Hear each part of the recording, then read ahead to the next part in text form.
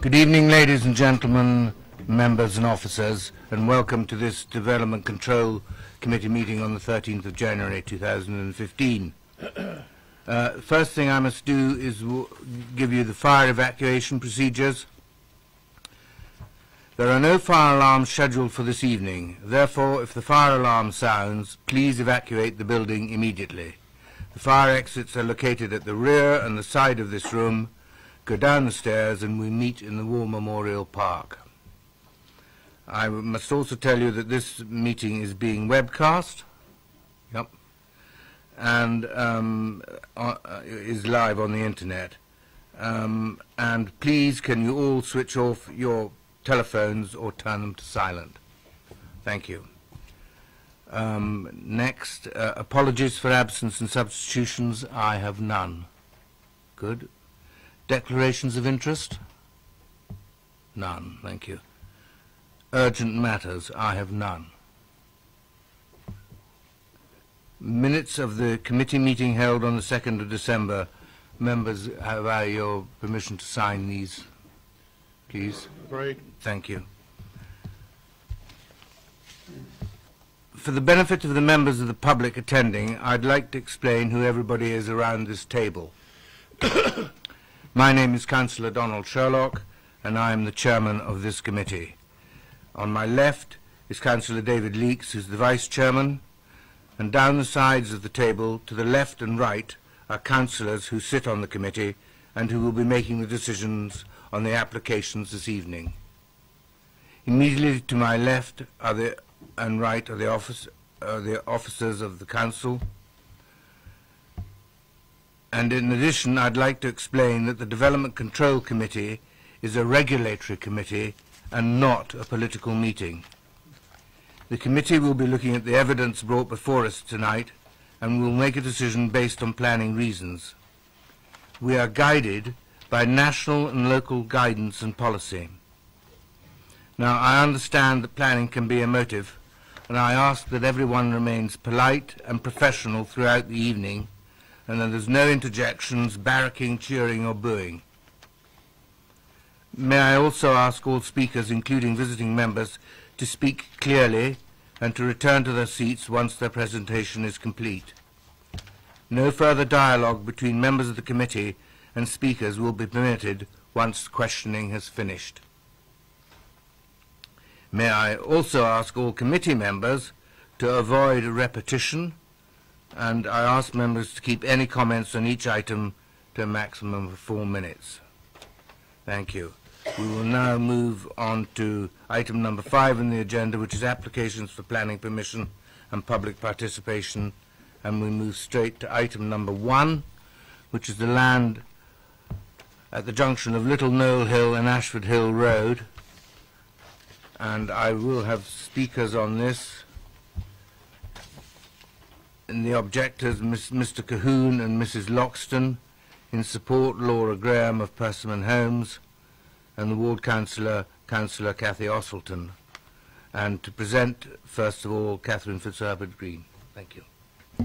Thank you, Chairman. This application is for the erection of 35 dwellings alongside public open space and associated car parking. This is also considering the creation of a 31-space community car park with vehicular access from Ashford Hill Road. I would bring members' attention to the update paper, and this includes additional representations that have been received to the application following the completion of the agenda.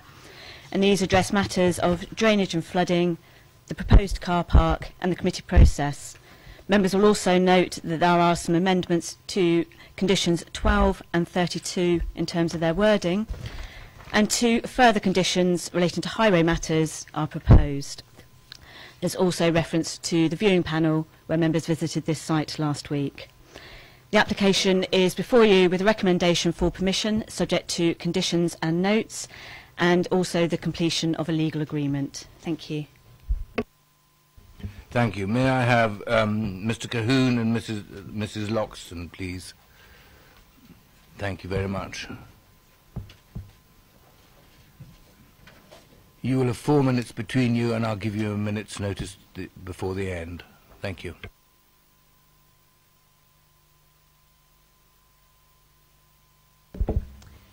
Thank you, Mr. Chairman. My name's Nicola Loxton. I represent the 92% of residents opposed to this development who ask you to reject this application outright, or, at the very least, to defer your decision for the following reasons. Ashford Hill is a small rural village bordered by a National Nature Reserve and SSSIs. Since 2000, the village has seen an increase in development of 19%. The value of being surrounded by open space is detailed in the adopted village design statement. We seek a plan-led approach to meeting housing needs, not an opportunistic one.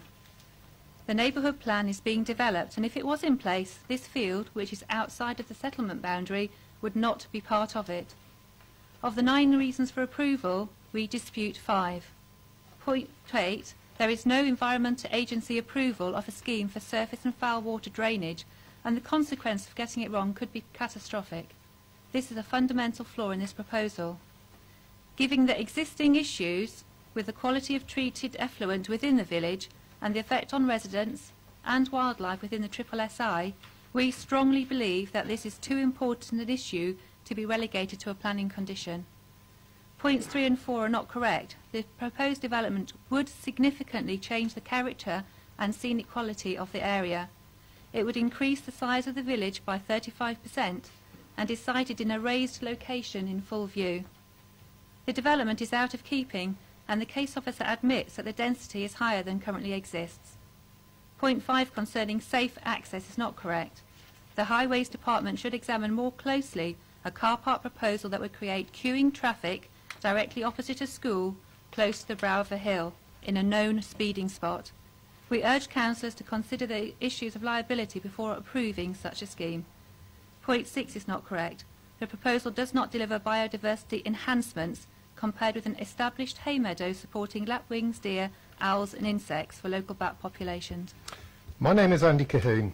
In Ashford Hill we have a pub and a school, but no local amenities and no public transport whatsoever. The nearest shop is 3 miles away. We agree with the transport officer and the case officer in saying that this site is not sustainable. Sustainability can be considered under 3 headings: economic, social, environmental. Apart from the possible short-term benefits to the local economy during construction, the economic value of this development on the edge of the borough is highly questionable. We also challenge the Section 106 monies earmarked for Kingsclear. There are no obvious social benefits to the village from this development, and without public transport, children will be isolated. There can be no environmental benefit in building on productive farmland. The farming seasons, haymaking and cows grazing add to the positive well-being of the residents. I draw your attention to Congressbury, a village in North Somerset, targeted by a national developer exploiting a shortage of land bank and no local plan. They also applied to build outside of the settlement boundary. The District Council refused, and on appeal the Bristol Inspectorate upheld the refusal, mainly on the grounds of sustainability. So returning to the key issue of wastewater and sewage disposal, there has yet been no agreement with the Environment Agency or Thames Water about the very basic issue of sewage disposal. We submit that to pass this application with this issue unresolved at this time would be wrong. We ask you to be confident in declining this application, and at the very least that you defer it until the neighbourhood plan has been published and the Environment Agency approval granted. Sadly, if Basingstoke had a full local plan, do you think we'd even be having this meeting this evening? Thank you. Thank you very much. Members, are there any questions for Mr. Cahoon or Mrs. Loxton? No? Thank you both very much then. Next, can we have Laura Graham, please?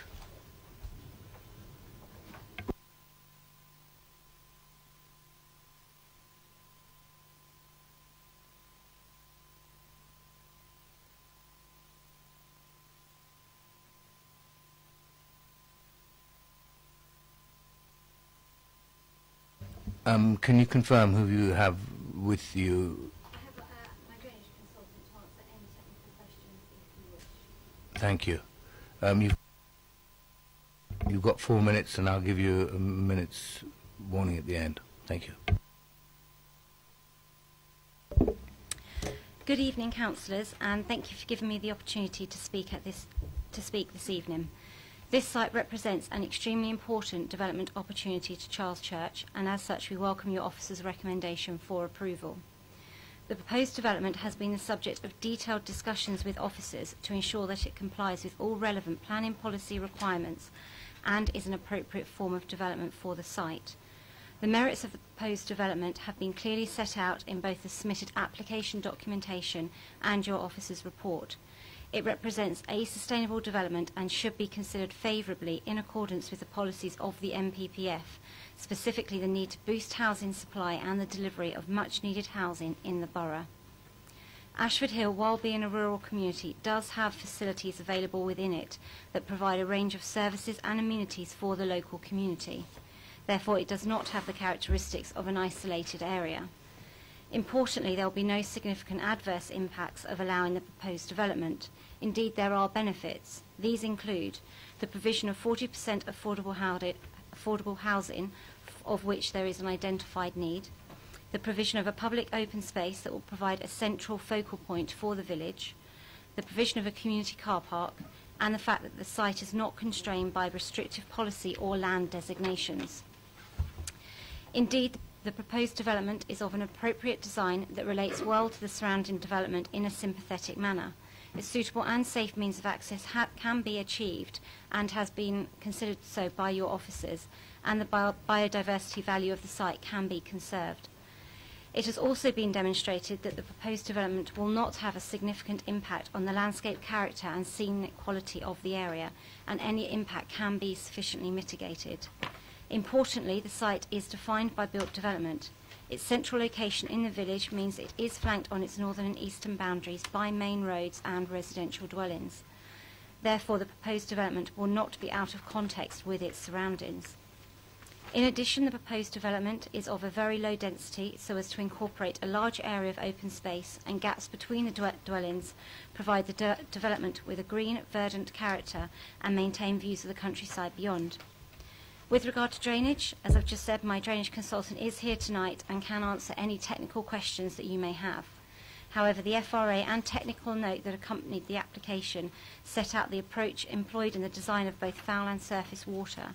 They clearly demonstrate that solutions have been identified and are workable. In all instances, compliance with the MPPF and MPPG is achieved. It is therefore considered that the proposed development is appropriate to the site and its surroundings. It does comprise sustainable development, and as such we urge you to support your officer's recommendation for approval. Thank you. Thank you very much. Members, any questions for Ms. Graham? Councillor Bound. I suppose it will go to your drainage expert there. Could you explain a packaged treatment plant to me, because I've got no idea what you mean? It's basically a whole system supplied by a manufacturer that will be designed to meet the requirements of all of the statutory bodies, the Environment Agency, Natural England, wherever we're discharging to. So the effluent will be polished enough to get that environmental permit. So a packaged is basically, it just means a bespoke system.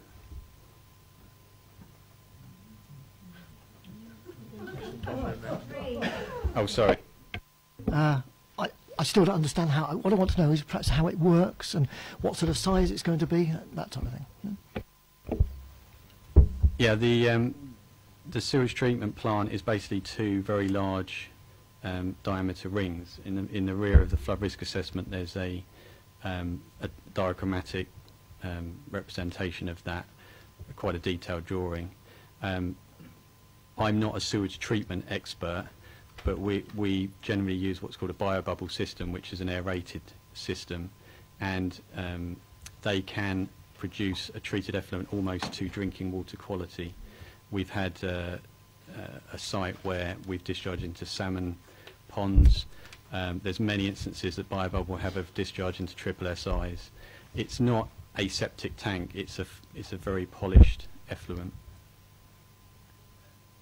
Just a point of clarification. I notice in the report it says that Thames Water advised that they will not accept treated effluent into their surface water sewer. You're saying that this is water will be of very high quality. I mean, why wouldn't they do that if it was a very high quality? We couldn't quite grasp that, but there's just their policy. They won't accept whatever is treated effluent into their system. So the other option, if we can't go to their local treatment plant and get approval for that and upgrade their sewage treatment works, is to discharge a pump main right down the road and avoid their system and go direct to the stream to the north. Councillor Tomlin. Thank you, Chair. Once again, it's a question about the drainage package, but maybe it's the persimmon, if you would. So this gets provided, gets its approval from the Environment Agency. What is the plan for maintaining it for the life of this development? Well, in fact, for the foreseeable future, will it be on the owners of the properties or some body? How will it work when it? Sorry, how will it work when it breaks? But I think you know what I mean.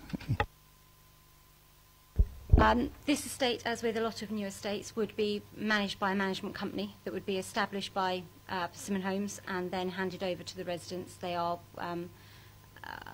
they're a well-established concept, and as part of they're there to manage and maintain the running of the estate. So that includes any landscaping, communal areas, and in this instance the bio-bubble. So if there were any issues, they would be the administrators, if you like, of that, though realistically you'd end up going to the manufacturers, so bio-bubble, to undertake the repair works.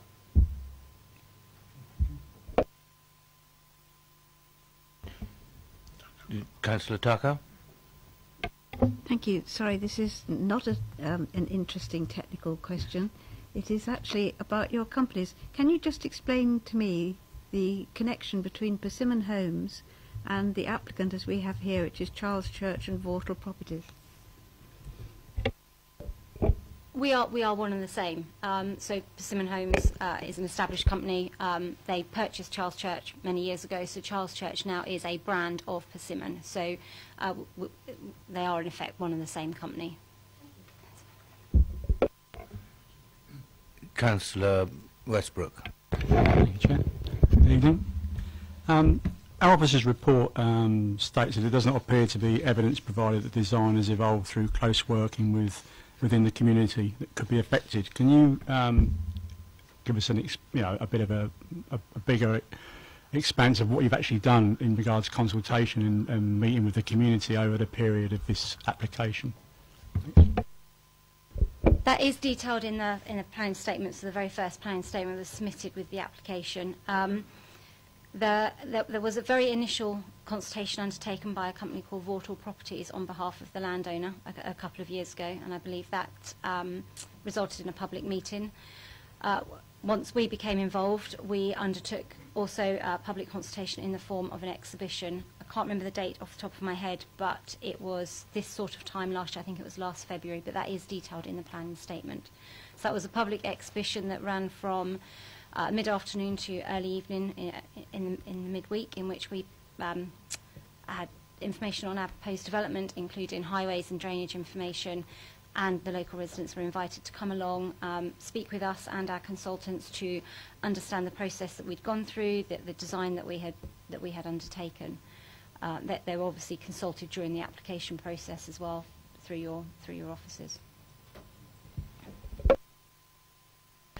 Any other questions, members?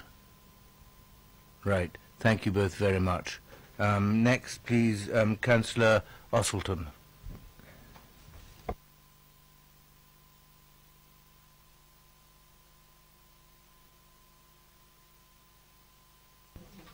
Councillor, you'll have 4 minutes, and I'll give you a minute's warning at the end. This is a full planning application, not an outline. Therefore, it should be comprehensive in its planning structure and development. It is not. It is proven on many accounts not to be a sustainable site.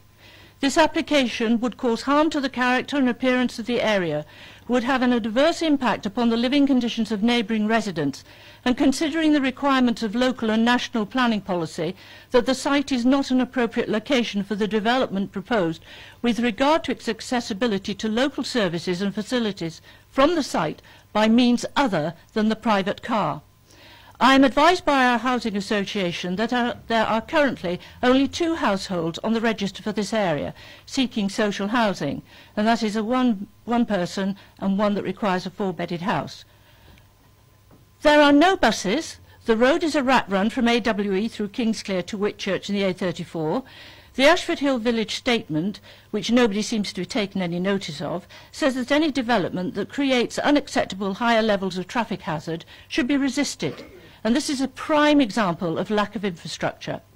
There are very few pavements, and Hussey's Bakery, some 500 metres from the field, that was Hussey's Bakery, the planning was turned down twice recently because of no walkways and sewage. There's no shop, the road is dangerous outside the school. I have been in consultation with the Police Hampshire County Council for many years with regarding to putting a zebra crossing in opposite the school, and the answer always has been no, because the crossing site line is dangerous. The car park is neither justified nor wanted, as the present arrangements are satisfactory. We've got 3 car parks. The nearest doctor is in Tadley or Kingsclere, and there's just 1 pub. And it would be dangerous and foolish to walk, as was suggested in the document, onto the A339 or to Kingsclere or Headley, so the transport statement is flawed. And I ask you, committee, are we creating another Bishop's Green here? The site lies outside the settlement policy boundary. We have not yet looked at the SPB, and this will have major consequences in the countryside if agreed, as it sets a precedence. It is a cramped site and does it encroach into open countryside. I believe the initial pre-app was for 19 houses, and the planner has totally ignored, as I said, the village design statement. My deep concern of this development is sewage and flooding. Flooding. How can Hampshire County Council, lead flood authority, say no objections when the village is constantly covered in water? The site is on a 45 metres of impermeable London clay, and we all know that is shrink or swell. And note the photographs were sent to you yesterday.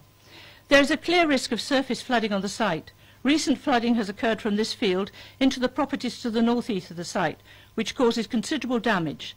Those houses lying across the B3051 to the east of the site are at a lower level than the proposed development. The pond created will have the effect of holding back the flow from the spring in the field, but with the potential changes of weather patterns, this pond could break. And the street will be flooded, and I'm not happy with the pond near the school, which is in close vicinity. Sewage. This is an important part of the application. Sewage is removed from 20 houses either by private treatment plants, soakaways or septic tanks. And as has been said, the Thames Valley has identified an inability of the existing wastewater infrastructure to accommodate the needs of this application regarding sewage. Hollycroft House, just below this proposed development, has a Clargester to deal with sewage. The plant has to be very careful and maintained to meet the very stringent EU methods. It's also very expensive to run, and the households there spend some £825 per year each household. Can an affordable housing, the cost if we're having affordable housing? Further down the road, there's been dismay at the level of pollution in the Berkeley Brook. Can you bring it to a close, please? Fish. Okay. Can I just say, please, that we refuse this application, and why should the people of Ashford Hill have this obviously unsustainable site imposed on them because of our borough land shortage, which is implied in page 2 of 20, and the application fails on the sections 1, 4, 8, 10 and 11 of the NPPF and policies E7, E1, A7, C1, 2 and E6. Thank you, Chairman. Thank you, Councillor. Are there any questions for Councillor Ostleton, members? Councillor Taylor. You're not the ideal person to ask, but there's no parish councillor here. So would you happen to know the neighbourhood plan, how many houses are proposed in it, and if the sites have been allocated?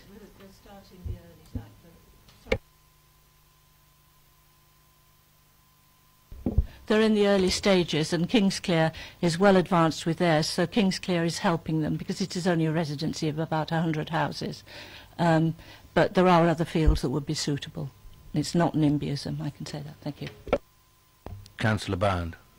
Would you happen to know what the position is in the school at the moment in terms of their class sizes and whether they could accommodate extra children from this build? The school is full at the moment.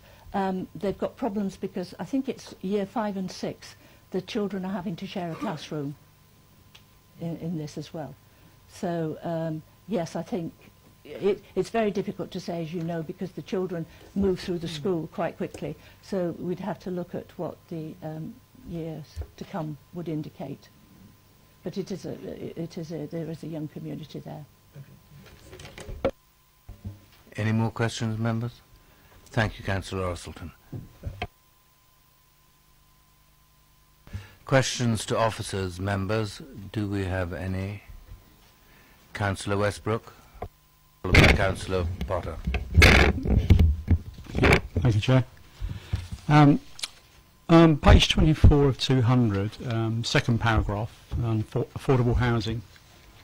It says the legal agreement has been drafted to allow some flexibility to agree to vary the tenure of affordable housing, including any future policy changes, should this be required at the time of delivery. Does this refer to the possibility that part of that affordable mix could be starter homes?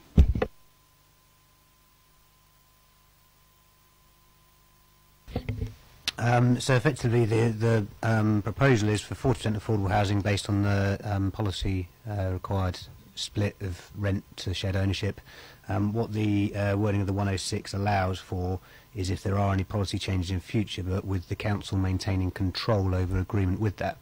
So if there was a policy change and a different position came forward in future, then a variation of that agreement could be brought forward under the terms of the 106, but it's always on the basis that the council maintains the control and has to agree with that. Okay, so it's a possibility. You're saying it could be that by the time it's developed.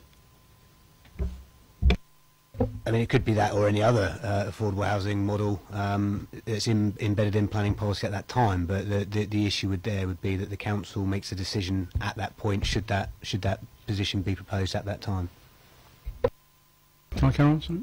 Thank you. Can you clarify for me though that under the proposed rules, starter homes after 5 years can be sold at full market value, meaning they're only affordable the once? I mean, start homes aren't part of this proposal at the moment, so there's no sort of material relevance at this point in time to that issue. If they were proposed at a future date, then that's when the council would have to consider that part. So at the moment, it is just 40% affordable housing based on the 25-15 split that would be sort of required by policy at this moment in time. Obviously, a lot of the weight's put on the fact that it is affordable homes. I'm a bit confused when it says it comes back to the council. Can you explain exactly what that means? Does that mean it comes back to this committee, or it comes back just to officers? So variation of legal agreements, the process is that it's notified to ward members. There is delegation to do it without going to committee, but it is effectively same as a planning application. It can be called to committee at the same time. But as I say, that's not part of this application being proposed at this time. Is there any possibility? I mean, obviously you can see where my angle is about the affordability side of it, which is a big part of this application.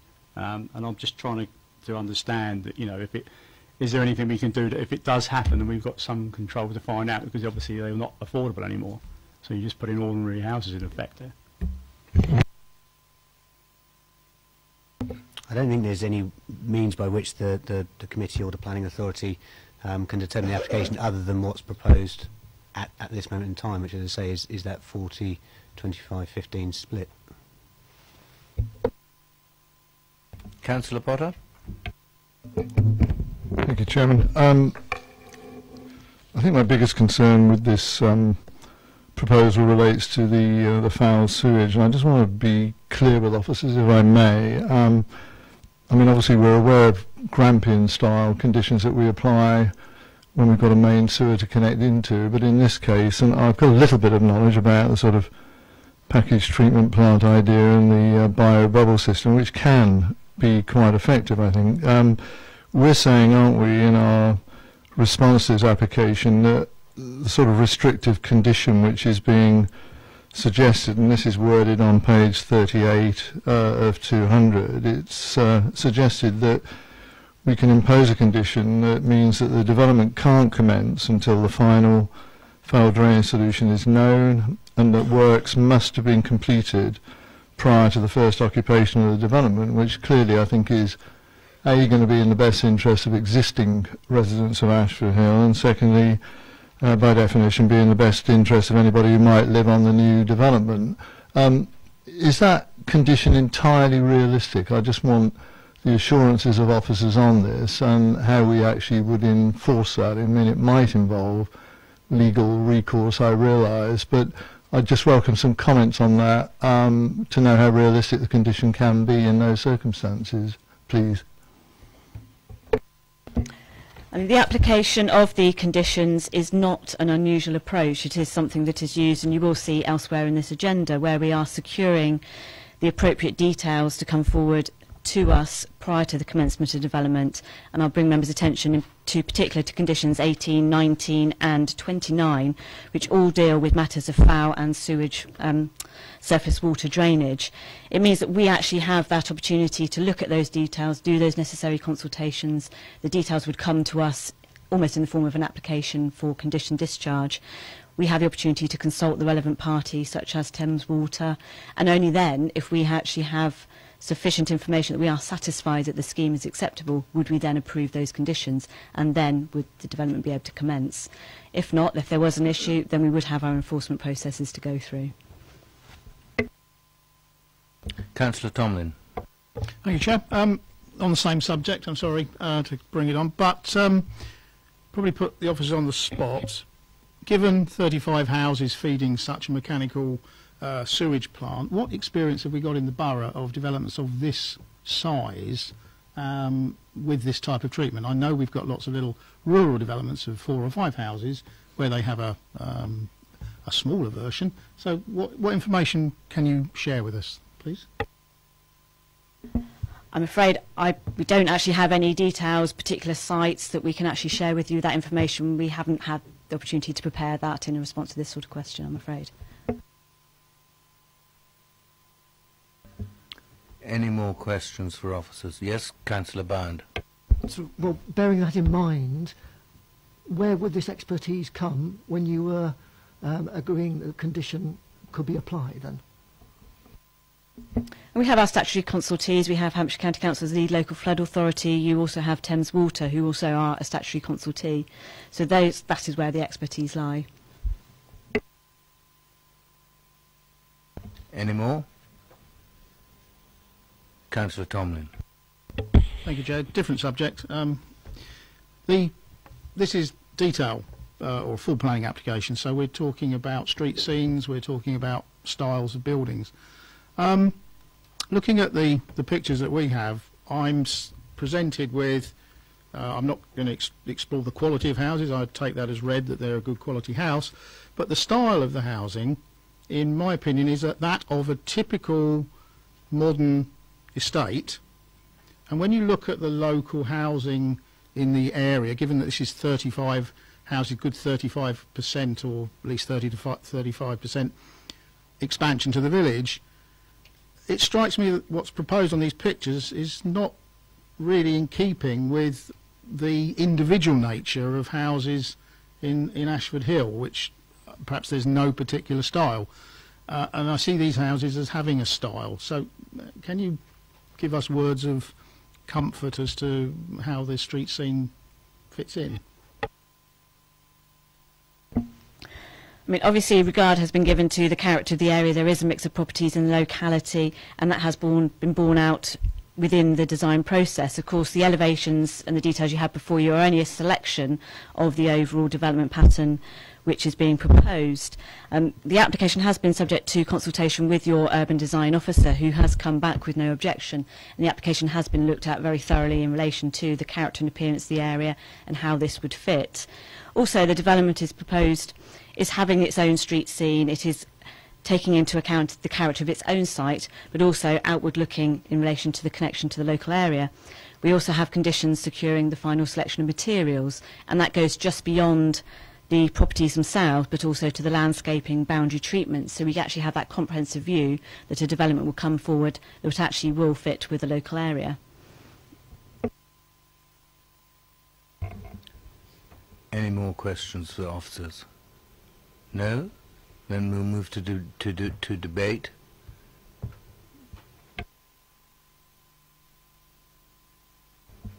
Anyone want to lead off? Councillor Bound.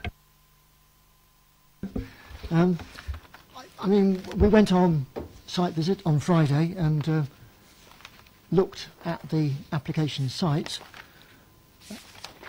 The site obviously is more than big enough to take the number of houses that have been put forward for this development. I feel that it is a street scene on its own because of the way that you're going to be looking at it. You're not going to be looking at it. It's not going to reflect back on the sort of more older style of Ashford Hill behind you. I did have concerns about, and do have concerns about, the drainage and the foul water system. But I'm in a position where I am not a technician, and I've got to take the word of the people who will be making the final decision as to whether this is appropriate or not. And I've been told that that's going to be the Hampshire County Council and the other body involved. I will wait to hear what other people have got to say on this, but my inclination is that we haven't really got very much reason to turn down the application. That's my position at the moment. Thank you. Any other comments? Councillor Tomlin. Thank you, Chair.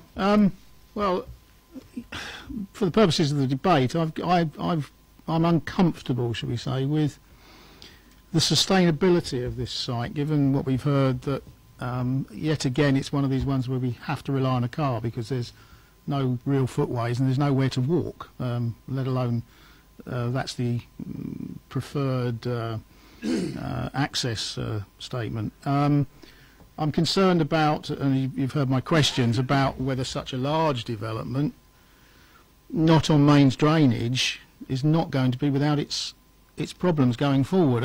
You know, I don't really want to lower the tone of our debate, but I've had mains drainage and I've had my drains blocked and flooded by strange things that people put down their lavatories, and I think a mechanical system could be quite challenged, but I'm not an expert in the mechanics of those systems, so I'm worried about that. And I also see that this is a small hamlet. Okay, we didn't see all 100 houses when we went on the viewing panel, but this is a very big expansion of 35 houses. Yeah, I do take the point, though, that the site can accommodate 35 houses, but is that the real point? So those are my concerns that I'm not happy with, let alone comments on whether it actually blends in. So that's where I am at the moment. Thank you. Any more comments? Councillor Goodison.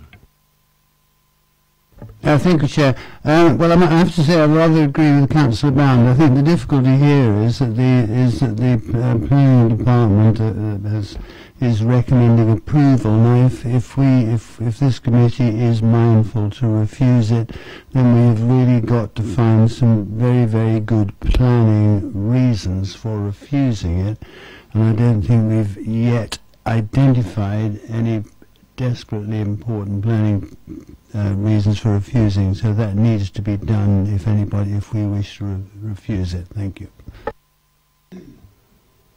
Any more comments? Councillor Taylor. I think I just want to speak, perhaps on behalf of a lot of the committee members, is that we're obviously struggling with what we'd like to do and what we have to do. Nobody wants to turn down something which is so unpopular with so much of the village, and I don't think any of us really like these speculative, opportunistic development proposals that come about in this way. And so if we do come to the conclusion that we have to agree with the officers, for me it was with a very heavy heart, and it's something I don't want to do, and I think it reflects something very wrong in our planning system. Thank you. I would agree with those sentiments entirely. Any more comments from anyone? And does anybody want to put forward a motion? Councillor Potter. I was obviously interested to hear what other people said, and I've waited for that, and I've heard it. I take the view, and I think I indicated earlier, that my biggest concern is, and was, I think, the discharge of the foul drainage that would occur from a development of this size, especially where there isn't a main sewer available. But I am content, even with my limited knowledge, that that arrangement can work, and that providing that it's conditioned properly in the way that the officers describe, so there is no equivocation on this and there's no misunderstanding with the developer about the consequences of failing to comply with the condition, then I think everything else that the officer has written in this report stands the test that we're obliged to apply to these things in respect of the MPPF, and it would be, I think, disingenuous of me really to veer away from that on this occasion, and we seek to be consistent, I think, in all such applications. And if we want to make progress, I move approval, Chair. Thank you. Do I have a seconder? Thank you very much, Councillor Hood.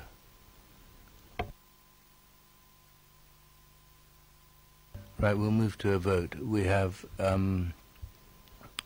motion for approval. Those in favour, raise your hands.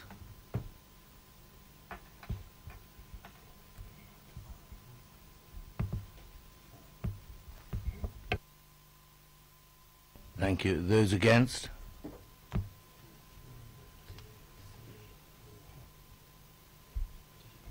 Yes. So sorry, recount. 1, 2, 3, 4.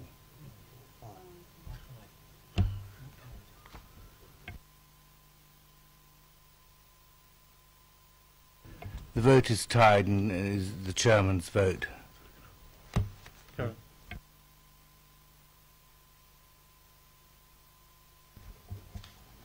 On the grounds that there are no planning reasons for turning it down, I think I will vote in casting vote in favour of approval.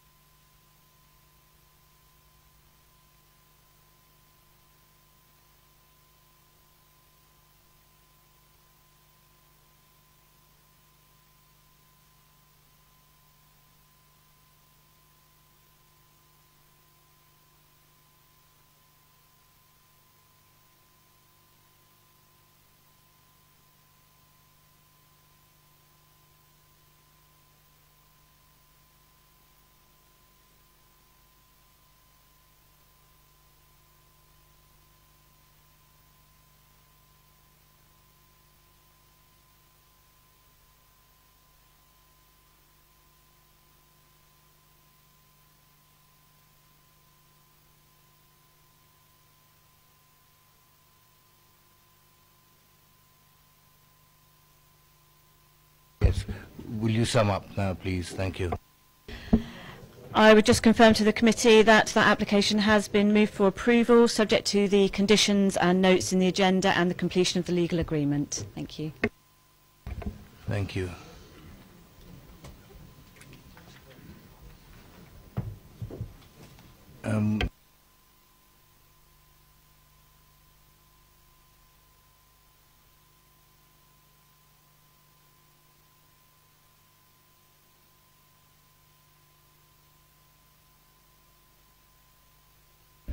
Right. I think we're all settled down now. We'll move on to item number 2,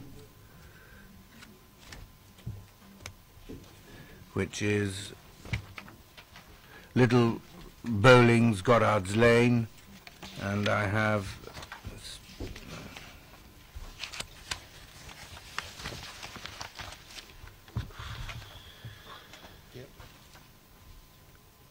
speaking on behalf of the Town Council, Mrs. Rowland and Mr. Kirby, and it will be introduced by Catherine Fitzherbert-Green.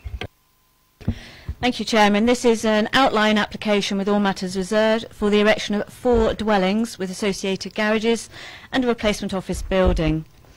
If I bring members' attention first to the update paper, members will note that there are 2 additional conditions, both relating to the submission of tree protection. There's also comment further to the viewing panel held last week. Thank you. Mrs. Rowland and Mr. Kirby, you're both there. Thank you very much. You have 4 minutes between you, and you'll get a minute's notice at the end. Thank you, Chairman. As we've heard, the NPPF states local planning authorities should avoid new isolated homes in the countryside. The reason being that new dwellings in the countryside are likely to be reliant on use of a private car to access facilities and are more likely to harm the character and beauty of the countryside. There are very limited services available in nearby Sherfield-on-Loddon to support the new dwellings, and new residents would not be able to walk to the village centre safely because their only route would be via an unlit section of Goddard's Lane, which does not have a footpath. The proposed development represents precisely the type of isolated new homes in the countryside that are unacceptable in principle, in accordance with the NPPF, and therefore permission should be refused.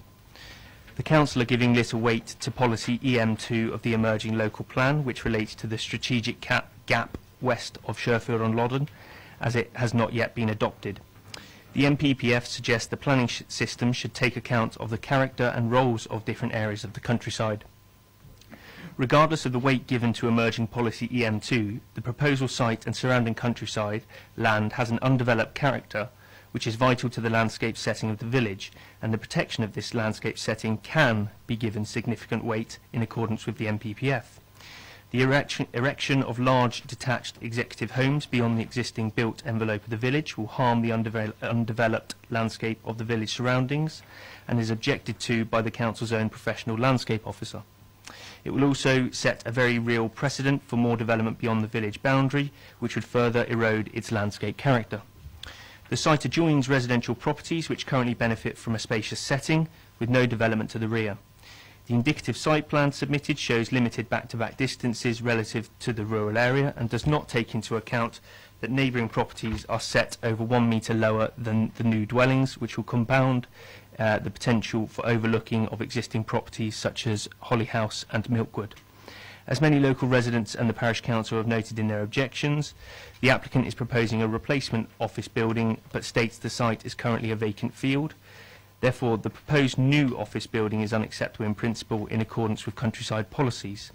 The application includes no drainage information despite the site being known to flood, and the site is adjacent to the Sherfield-on-Loddon conservation area but provides no detail to demonstrate an acceptable impact on the conservation area despite an objection by the Council's own professional conservation officer. The officer's report highlights that the Council cannot demonstrate a 5-year housing land supply, and in this situation the NPPF states permission should be granted unless the adverse impacts of development outweigh the benefits. A full assessment of the development's impacts is difficult with this application with the limited information available, but it is my professional opinion that the significant adverse impacts highlighted by myself and the Council's professional officers clearly outweigh the minimal benefits resulting from adding 4 houses to the Council's housing supply figures, and therefore permission should be refused. Good evening. I'm representing 257 residents who have signed a petition in support of the emerging local plan and the policy EM2. We feel that the erosion of the strategic gap at nibbling away in 4 potential will actually set a precedent and will bring forth a much larger development if this is granted. We implore you to refuse this. Additionally, The application says that the field is rarely used and flooding is not an issue. And I have photographs to actually prove that it has been used for livestock and the water that resides on that land. Thank you. Thank you both. Are there any questions for Councillor Bound? Could I just inquire where this strategic gap is because the site seems to be more or less surrounded by houses, so where are we talking about between them? The strategic gap is actually around that area, so where you see the field that is to be developed, that is within the strategic gap. It runs along the back of the houses. Thank you. Any more questions? Sorry, carry on. Sorry, one other question. The houses that are supposed to be overlooked, you said, was it Holly House and Milkwood?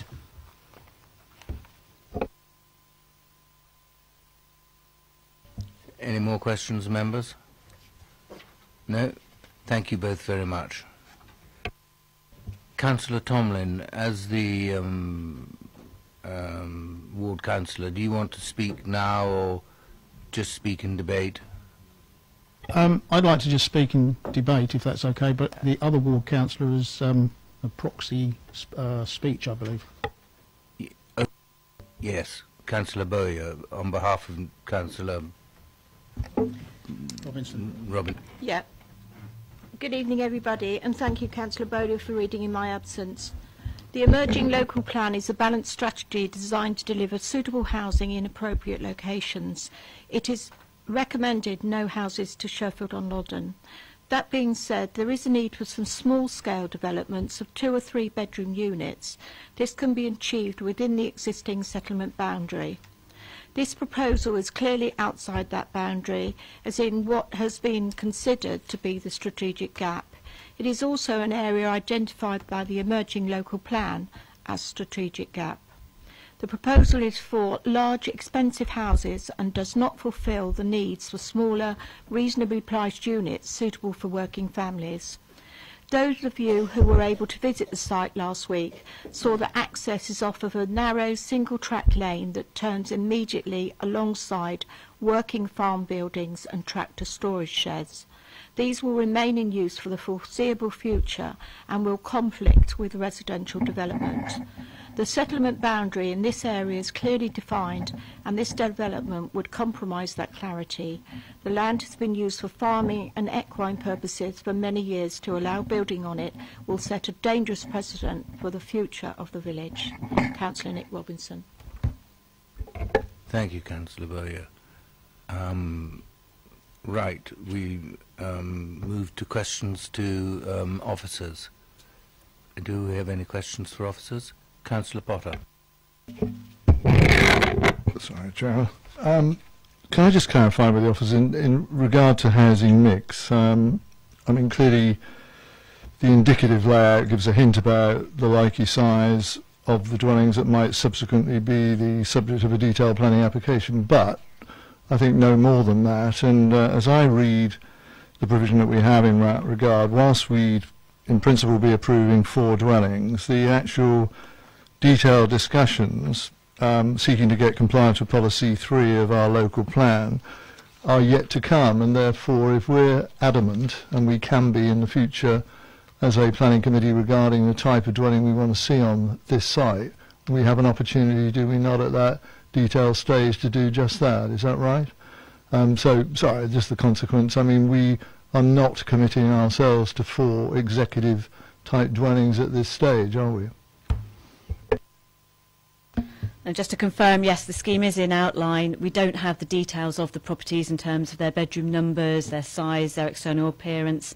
The plan that we have before you is illustrative only. So again, an application would have to come in, the reserve matters, to consider that further detail.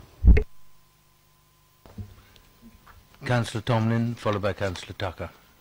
Thank you, Chair. On that subject then, we as a committee could give this permission, and then in comes in some housing that we as a committee might consider as totally inappropriate. Now, the method, as we know, of reserve matters is for the officers to decide. So this committee on such an application as this is slightly, I believe, compromised. What assurance can we have? Can we put any condition on the type and size of houses by way of condition on an outline to protect us from what we might consider as not being appropriate? Thank you. Thank you, Councillor Tomlin. Just to clarify, a reserve matters application is a planning application in exactly the same way as the outline application. So it's not a detail to be secured by condition, it's a detail to be secured in the reserve matters planning application. So effectively, when that comes in, it can be called to committee in exactly the same way as the outline application can. So effectively, you as ward members would have that ability. Carry on. Sorry, if we let Councillor Tucker speak. Yeah, because it's a completely different subject. Thank you. Councillor Tucker. Thank you. I do know the site because I obviously knew the Gage as well, because he was a councillor who lived in the, well, Mrs Gage I think still lives in Little Bowlings, but I might be wrong. So I know that field very well, and I do know how wet it is. But my question is, what I don't understand, the application actually refers, because I didn't go viewing, so I may have missed out something, replacement office building. Where exactly is that? That little brown bit on the drive, or I'm trying to work out where it is. If I refer members to the plan that you have in front of you on the screen, towards the left-hand side you will see a small little dotted rectangle which interrupts with the access road. It sits to the left of the annotation of access road. That is what is to be removed. Then if you head right, to the right-hand side of the word road and slightly sort of north, you will see a rectangle. That's the proposed or suggested illustrative position of the proposed office building in its replacement. And is that connected to a cattery or something? I'm afraid I don't know whether it's connected to a cattery, but it's proposed as an office building.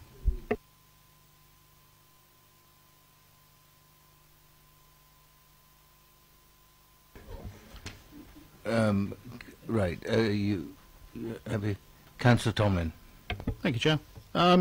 This is a question about our landscape officer's objection. I note in the report that we do read the comments from the conservation officer, but I don't really see any. I'd like to know what the landscape officer, what they objected to by way of it not being particularly obvious in the report, please. Unfortunately, I don't have the precise wording of the officer's comments in front of me. I mean, I would draw your attention to the report. The concerns have been considered, but again, it's part of that balancing position. We do have matters for the application, matters that have raised concern about the application. It is for members to take that balance, that judgment into account. It is acknowledged the site is in the countryside, it is on the fringe of the village, but it also sits adjacent to existing built form. The officers therefore continue looking also at the impact on the conservation area, and you'll also see that commentary within the report before you. So it is acknowledged that the site would be seen, but then at this stage, it's the outline stage where we don't actually have the final details of the properties before you. The consideration is, on balance, this scheme is acceptable. Councillor Taylor, followed by Councillor Tucker. Thank you very much. I was going to ask the same question. When you see that there are objections, actually, it's helpful to know actually what they object to. All it says is objection, and then we've got in the report it just says, but that's okay anyway. So I'm not too happy with that. But I just wanted to confirm that this is a strategic gap identified in our strategic gap policy in the emerging local plan, not just identified in the neighbourhood plan.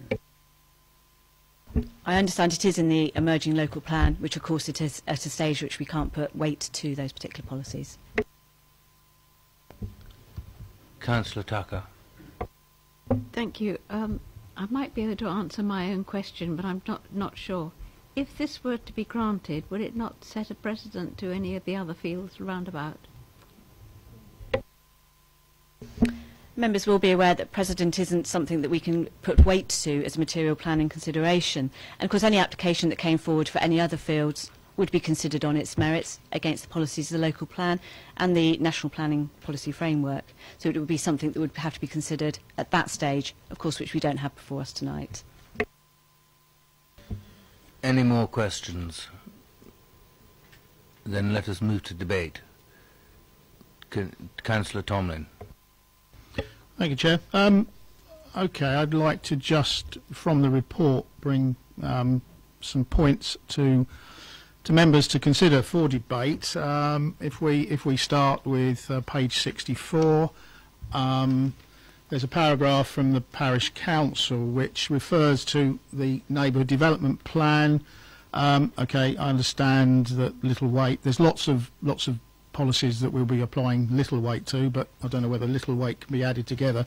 But this one says that the surveys, the general understanding of the village, and that's by people that know the village, is that there is a need for much smaller properties rather than these larger ones that are proposed. So I'll just draw attention to that.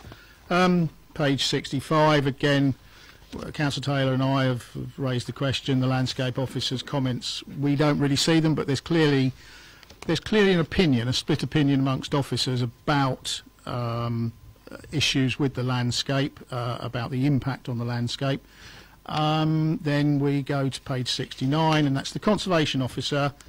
They've not been very happy. We have to consider it's quite close to a conservation area. It's near footpaths, it's visible, it's again, it's in the outside the settlement policy boundary, etc. Access is a very interesting one. Page 71, it more or less says that sort of access is going to be by conditions, but I haven't quite grasped the conditions, and I haven't grasped sort of plan of there, because I thought that an outline plan would be for access and the principal, and I don't really see any details of the access and how the highways officers have actually seen that, so I'm not seeing so much there, so I'm a little concerned about that. And then the last thing really is this strategic gap. I draw members' attention to the fact that yes, it is in our emerging local plan and various things, but the council, we as the council agreed these policies, and we are waiting for these policies to be adopted. Now that shows a will amongst this council to agree with the detailed plans that we put forward. We've seen inspectors at appeal actually refer to sites, well, they're in your neighbourhood in your local plan, which is emerging. So sometimes it seems convenient that an inspector can refer us as saying a site's not suitable, but by the way, it's in your local plan, as a comment. And here we are now with a policy, which all sites are policies as well, that we want to adopt for the protection of our villages. And I think we should be, as a council, bearing that one in mind. So those are something, if we get into debate, I'd just like us to bear in mind that it clearly is an uncomfortable development, as opposed to it's just 4 houses and we haven't got 5-year land house supply. There's more to it than simply adding to our housing planning 5-year list. Thank you. Thank you. Councillor Bowyer. Thank you, Chairman. Chairman, at the moment, as we know, Sheffield-on-Odden is going through their neighbourhood plan, and they've just had a survey, a housing survey done, and it's overwhelmingly they need smaller houses. And whilst this is outlined, it clearly shows on the layout that it is for 4 executive houses as a backfill on a field that was sold for grazing, for horses to go on, not for development. At the beginning of the site there is the office for a cattery, so to the other side of it is a cattery where people are coming and going anyway. But as again, there's large farm machinery, which again is on the other side, going in and out.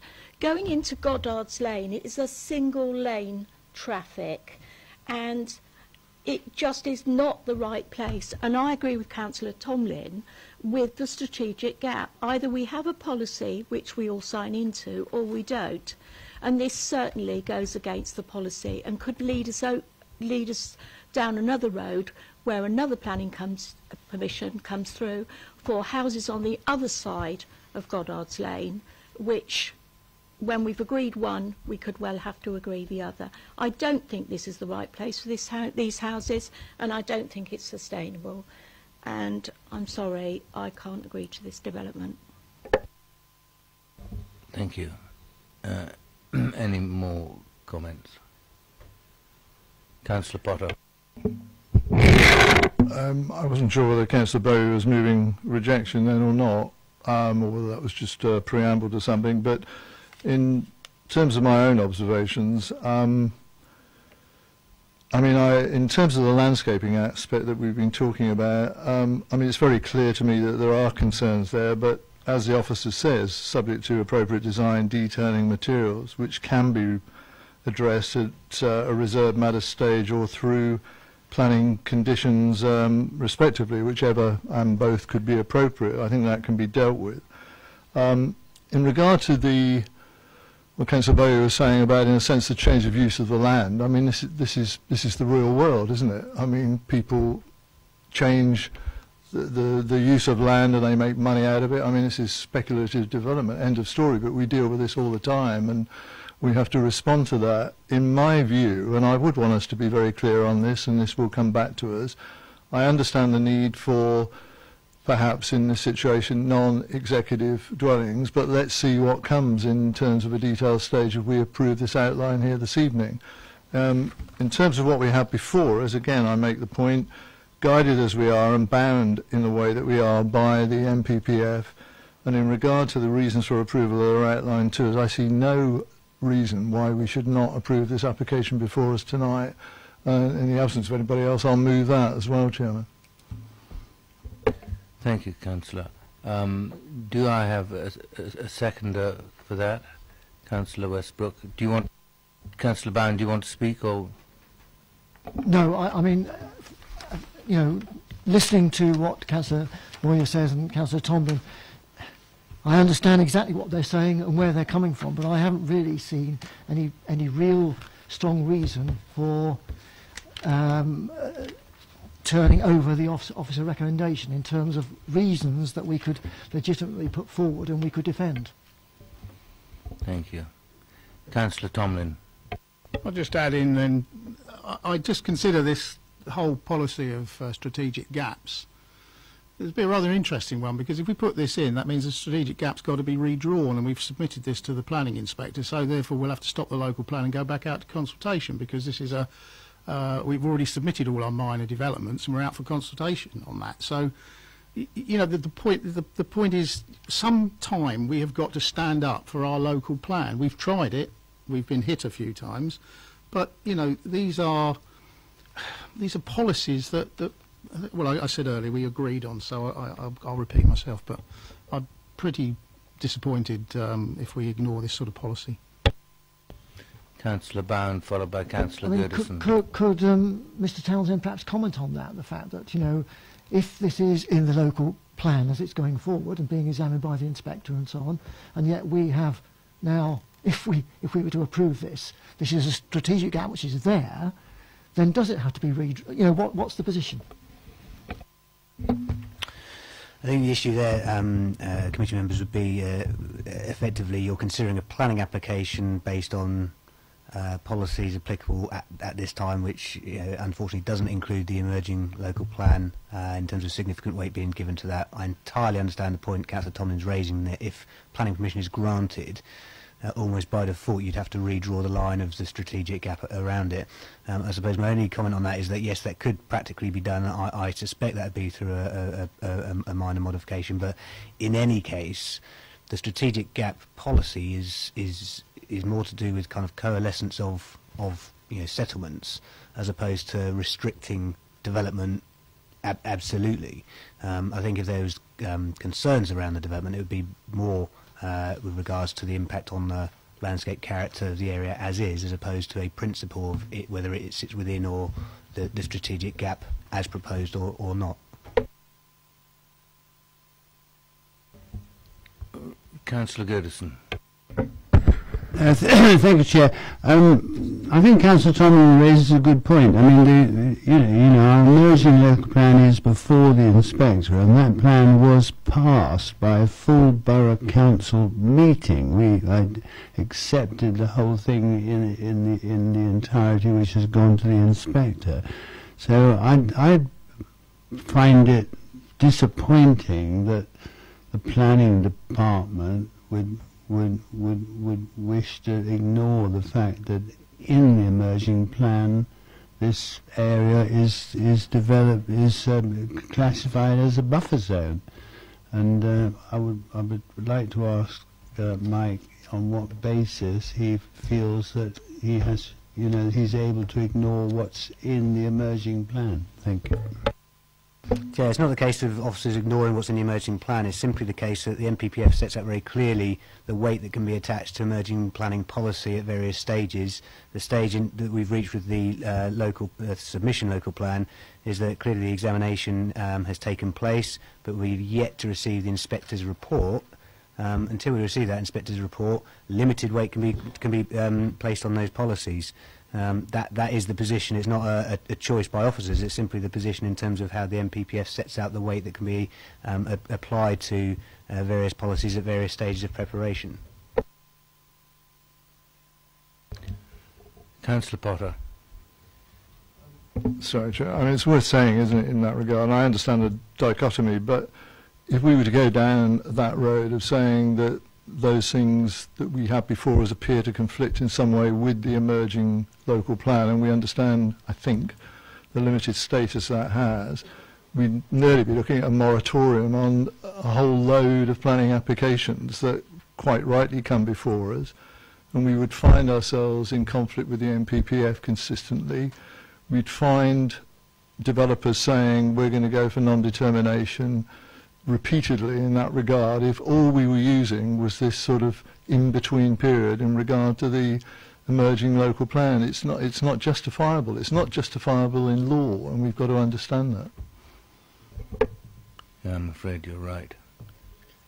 Now, we had a proposer and a seconder. Oh, Councillor Tomlin, I'm sorry, you wanted to... I'll be brief.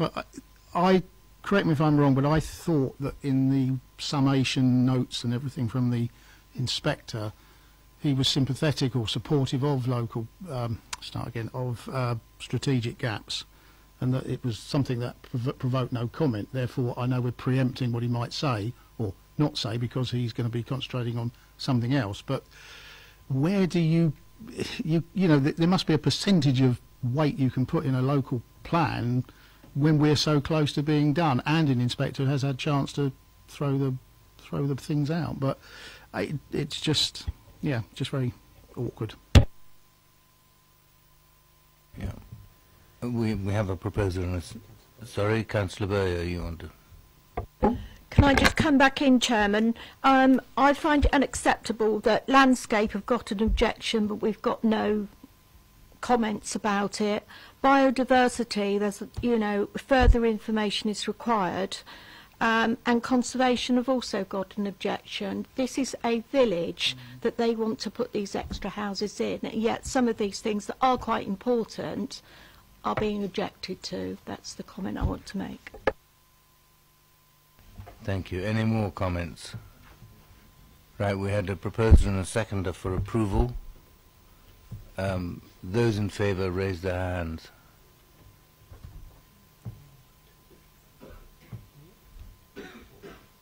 Those against?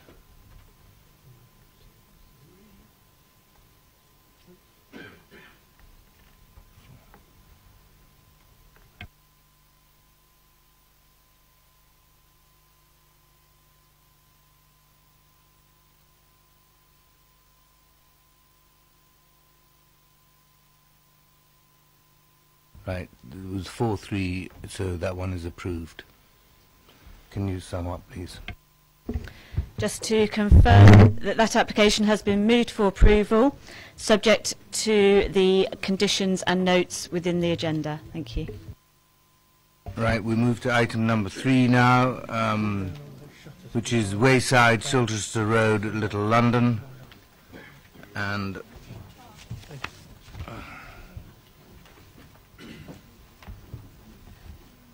I have Mr. Leedale in support as the only speaker. And Peter Tanner will introduce it. Thank you. Thank you, Chair. The application before you is an outline application for the erection of one dwelling and associated works, with all matters reserved except for the means of access.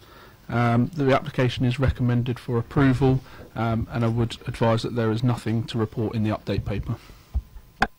Thank you. Mr. Leedale, you will have 4 minutes, and I'll give you a minute's notice at the end. Thank you, Chairman. Thank you for allowing me to address the Planning Committee on behalf of the applicant. I commend the officers on the thoroughness of the report and on the positive approach which has been taken in accordance with the NPPF. As your report rightly states, where policies are out of date, absent or silent in respect of a particular development proposal, then it should be granted planning permission unless there is significant or proven demonstrable harm which would outweigh the presumption in favour of sustainable development. When you look at the site, it is a large area of land which accommodates a double garage and a swimming pool. It is set at a lower level than the road and has a sense of enclosure by reason of the strong verdant cover along the boundaries. In terms of sustainability, the report rightly identifies the range of immediate facilities and access which could be gained to others by means other than the private car. An additional house would add to the maintenance of local facilities and thereby fulfills the economic and social arms of the definition of sustainable development.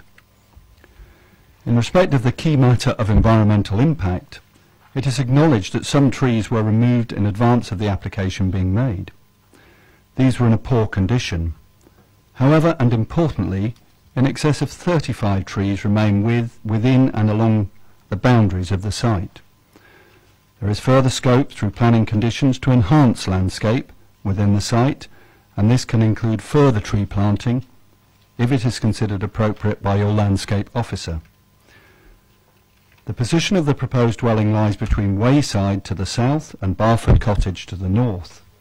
There are further dwellings to the north, and those travelling away from Little London in this direction would not perceive that they had left the built settlement. And in that context I refer you to page 99 of the agenda. We have undertaken a thorough appraisal of views from public footpaths and roads. It is clear that a dwelling on the site would not harm the wider landscape character. Rather, it would be read as part of the built settlement. I note the comments in regard to surface water flooding. The site lies below the level of the road and is, in places, subject to minor pooling of water in periods of heavy rainfall. There has always been a pond on the land, and this will be reinstated as part of the development proposal. Indeed, it will form part of the biodiversity enhancement to which your report refers. When considered in this way, the development proposal can actually lead to a betterment of local surface water conditions, and there is no technical objection from Thames Water Utilities. Condition 11 will secure that betterment of surface water conditions. Finally, I'm sure members are aware of the significance which government attaches to self-build homes. This is a project which the applicants will design and live in as as their family home. To this extent, it meets the objectives of recent planning policy. In summary, the proposal is sustainable and would not result in significant or demonstrable harm. In accordance with national planning policy, permission should be granted in accordance with your officer's recommendation. Thank you, Chairman. Thank you, Mr. Leedale. Any questions for Mr. Leedale, members? No? Right, thank you very much, sir. Councillor Tucker, do you wish to speak now or later, or why not? Thank you. Thank you. When this came to us originally, I thought, well, about the worst thing I can think about it is the fact that it is in a dip, and I know that it is very wet there. I used to live just up the road from there, so I know the land pretty well. So that was my first thoughts. Then when we got the agenda, I just find it slightly, I suppose I could call it amusing in a way, in that all the things that have a slight problem, it's all going to be done by condition, and you finish up with pages of things like drainage, surface water drainage, wildlife, again surface water. These are all under conditions. Sort of, you can get your permission so long as you have a condition. The driveway, the problems where the vehicles are, the trees,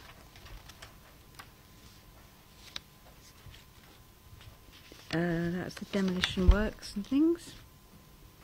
Yes, I just thought it's very strange that you can have a permission granted, or could be granted, with everything that we don't like or we're worried about is just going to be a condition. It just seems a bit topsy-turvy to me, Mr. Chairman. Thank you, Councillor.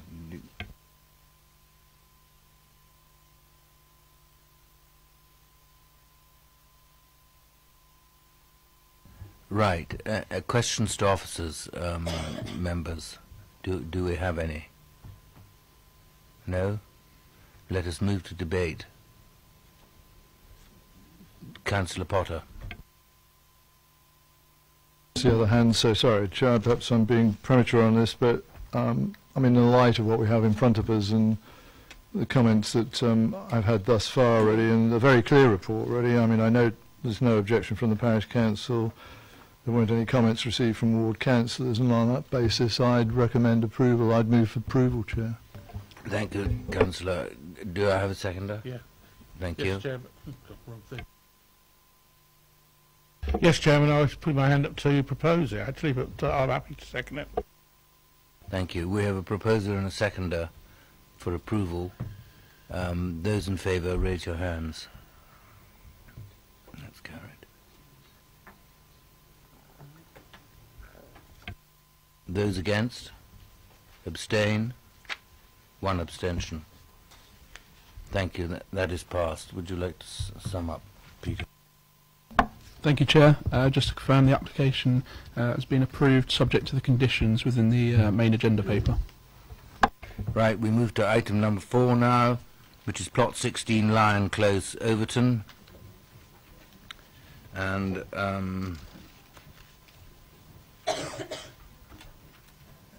I have in support Mr. Johnson speaking, and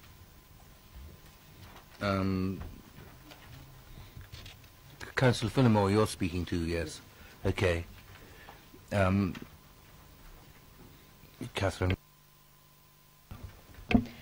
Thank you, Chairman. This application is a site called Plot 16 at Lion Close in Overton. The application before you is for the erection of 2 4-bedroom detached dwellings, again with the access driveway and landscaping. If I first draw members' attention to the update paper, members will note that there has been a further comment from the agent, which is relayed for you, and again revised wording for 2 conditions, condition 16 and condition 11. And details of the viewing panel where members visited the site last week. This application is recommended for approval subject to the conditions and notes within the report. Thank you. Mr. Johnson, will you come forward and...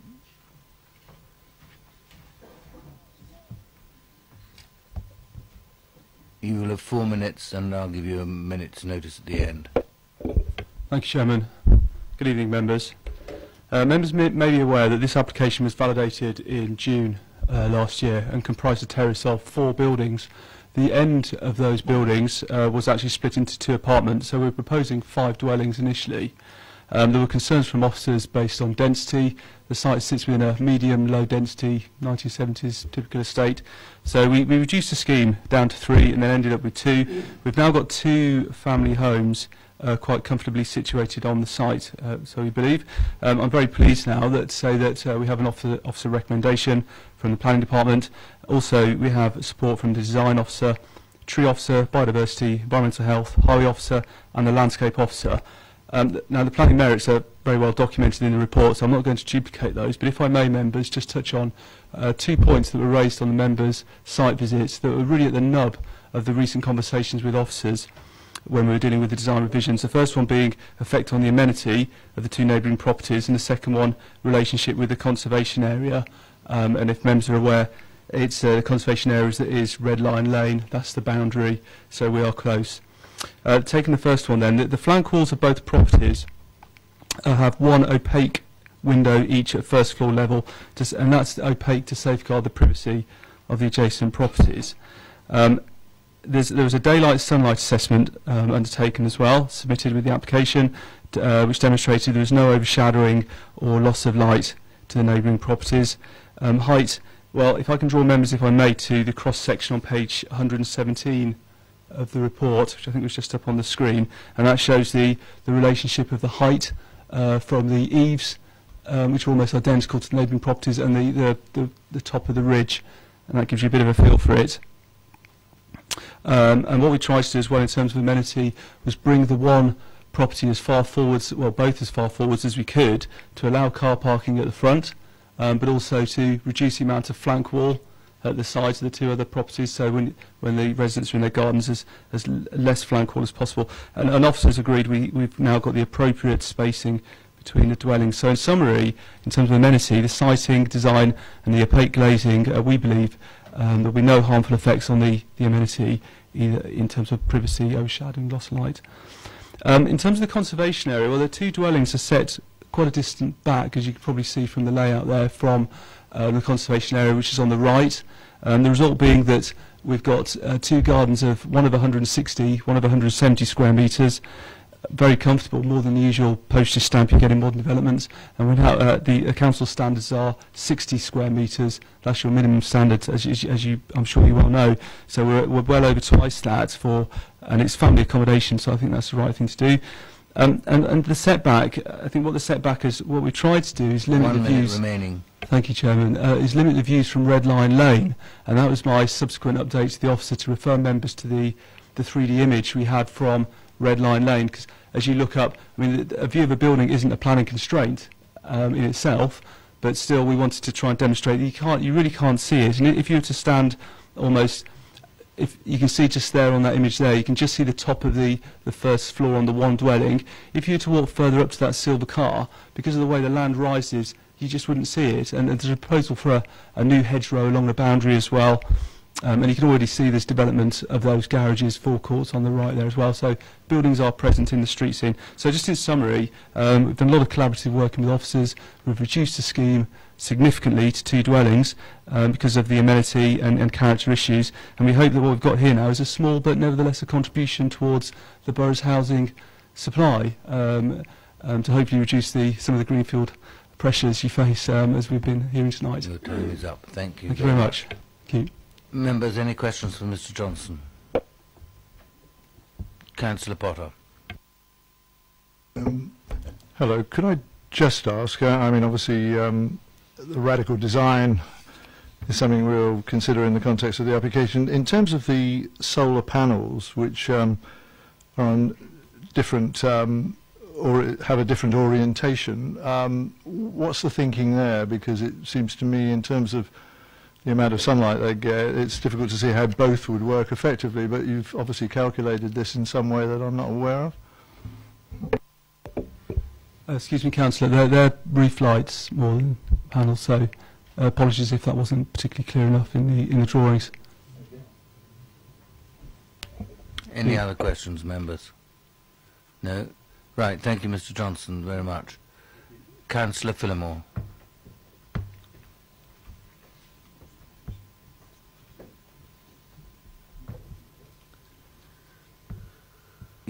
You will have 4 minutes and I will give you a minute. I won't need that, Chair. Thank you. Thanks very much. Just want to start by saying my fellow ward councillor Tilbury can't attend this evening as he doubles as the chair of Overton Parish Council, who are also meeting this evening. That also may be the reason why no one from Overton Parish Council are in attendance. As far as the proposal is concerned, obviously reflecting the views of the residents who have made representations to myself. Firstly, I don't think anyone is against development of this site in principle, and the amended proposal was preferable to the original application for 5 dwellings on the site. However, the general opinion is that the proposal is not appropriate and the site would be more suited to the detached type of bungalow already existing in Lion Close. I support the observations that the proposed dwellings are out of character and keeping with the surrounding area. The height of the proposed dwellings will impact on the neighbouring properties, overlook the conservation area in Red Lion Lane and have a visual impact on the rest of the village.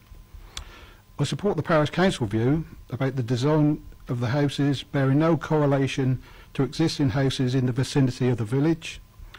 The Parish Council also suggests this point about the solar panels being positioned north-east facing and one property is in the shadow of the other. Additionally, the design of the houses bears no resemblance to the community-produced village design statement. I'd just like to finish very quickly by saying that both Councillor Tilbury and myself have made representations to the Planning Department about this Section 106 contribution statement, which says the application has been scoped for contributions towards identified infrastructure projects within the village. However, no projects for improving community facilities, open space playing fields have been identified. Well, I don't think they've looked too hard. And I think accordingly, you know, contributions not considered necessary in this instance and have not been sought or secured. I mean, I think you've missed a point there, and I think Overton is nearly self-sufficient in recreation. It does get a bit of core support from the borough, but there are plenty of projects in Overton that need Section 106 money. That's me finished. Thank you very much. Just wait a minute. Any questions for Councillor Phillimore? Members? Do you want to come back on the 106? Yes, yeah. Thank you, Jay. Yes, just to pick up on the Section 106 issue, as Councillor Phillimore said, Councillor Tilbury did raise that issue with me in terms of the way that it was set out in the report. If I can just elaborate on that part, what the report probably could have expanded on to be more helpful is to say that there's no projects identified that would meet the SIL regulation requirements in terms of being able to obtain contributions. So if members recall, under the old rules, if you like, it was possible to secure contributions and then effectively pool the funds and then look at the distribution of those funds within the local area at a later date. That pooling restriction, if you like, means that on basically small-scale schemes such as this, it is virtually impossible to find infrastructure projects, as they're termed under the SIL regulations, whereby contributions could then be taken. So I think it's poorly worded in the report in the way that it's set out, but it's not to say there are not ongoing Section 106 requirements in Overton, and certainly Section 106 monies that are already received will continue to be allocated to Overton in due course. Thank you. Happy? No.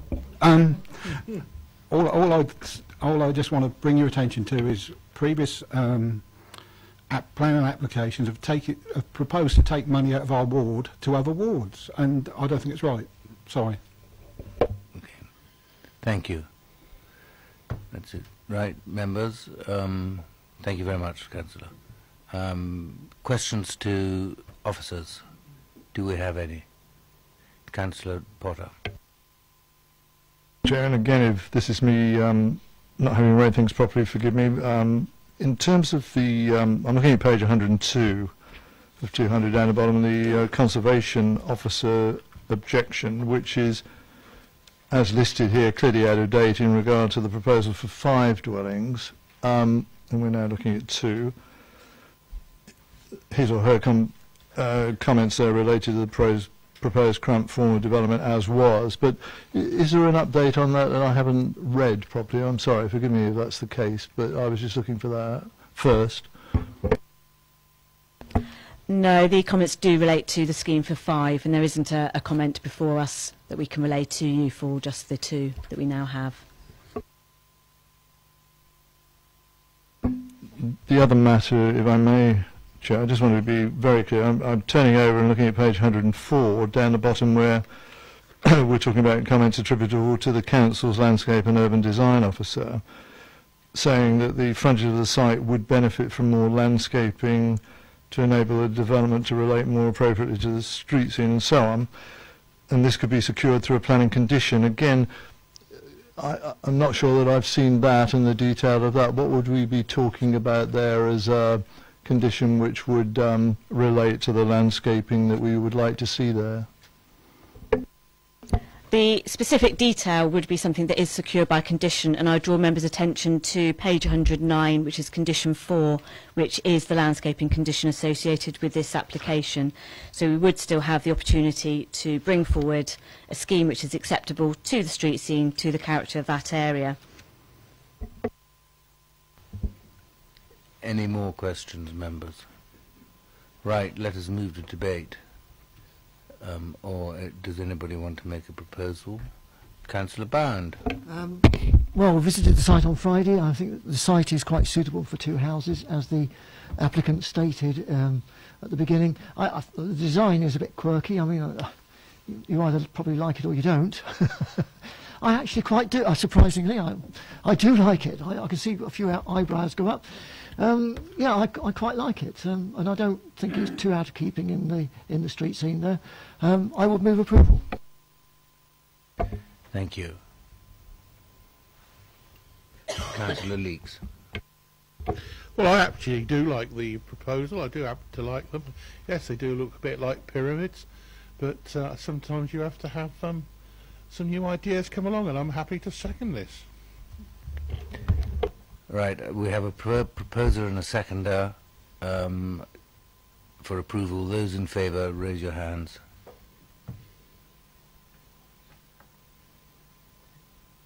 Carried, I think. Yeah. Would you like to sum up? Thank you.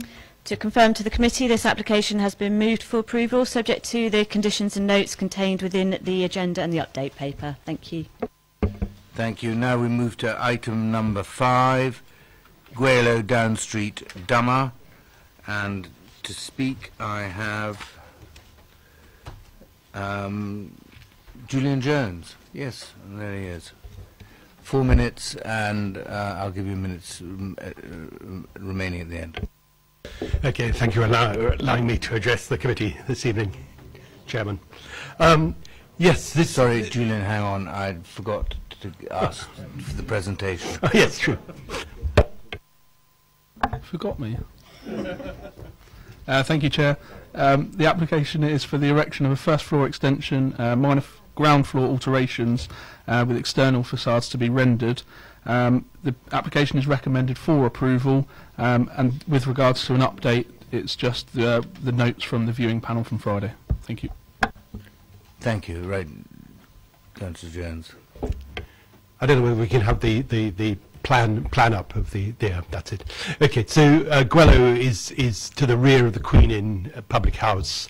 You can see it was built in the 1970s by one of the earlier landlords. Just in the bottom of that diagram, you can actually see one of the buildings in Queensfield, which was developed at the same time. Since that time, in the 16 years I've been chairman of Dummer Parish Council, we've had problems with parking from the residents of those houses, despite the fact the Queen Inn had been there for many hundreds of years. Similarly, from number 3 that we have there, when there was a fire in the 1980s, a new extractor fan was installed, and we had complaints about the smell of cooking, and there had to be work to direct the extractor in another direction. Now we get this development very close, as you can see, to the back garden of the Queen Inn, and I'm concerned that that back garden has been used in the past for barbecues, and though the Queen Inn didn't apply for a 24-hour license like many other pubs, it does operate obviously till 11 o'clock at night. If we have the other elevation, the southeast elevation, yeah, that one. Okay, you can see that there's glazing in that elevation that overlooks that garden. I'd suggest that if you do approve this, you put in a condition that that window can't be opened and that it's double glazed, because I don't want to spend any more time with friction from neighbours of the pub complaining about noise from that garden. I support the neighbours' concerns overlooking from those windows as well, mainly the Lime Tree Cottage, where that that overlooks their patio. If we can go back to the site plan now, you can see there that we've got 3 listed buildings there. Actually, the Lime Tree Cottage in the bottom right hand, well house, and in fact there's a well head which is owned and maintained by the parish council, or at least maintained by the parish council. I don't think it belongs to anyone. The concern I have is that we've had no detailed submission from the conservation team, which seems very surprising, because Lime Tree Cottage was dated by the Time Watch team, the BBC's Time Watch team, with cooperation from the conservation team in 2001, and was found to be a crook framed house dating to 1390, which is certainly the oldest house in the village. The next oldest is 1430, I think, and basically I think that also makes it one of the oldest houses in the borough. We certainly take our responsibility for maintaining the heritage assets of this borough seriously, and we've developed with the borough's conservation team, the conservation appraisal, and the village developed its own village design statement that preserved this. So the Time team, by the way, took cores of the beams, and they confirmed that dating of 1390. I don't know whether we've got a view here. No, that one. Well, a view across from the down street. But I would point out that it doesn't look so. Yes, we have. Okay, that the main trees that's not necessarily the best view to show the glimpse views, but the trees that are obscuring the view are mostly Leylandii, a fast-growing species that isn't very relevant to a 600-year-old listed building.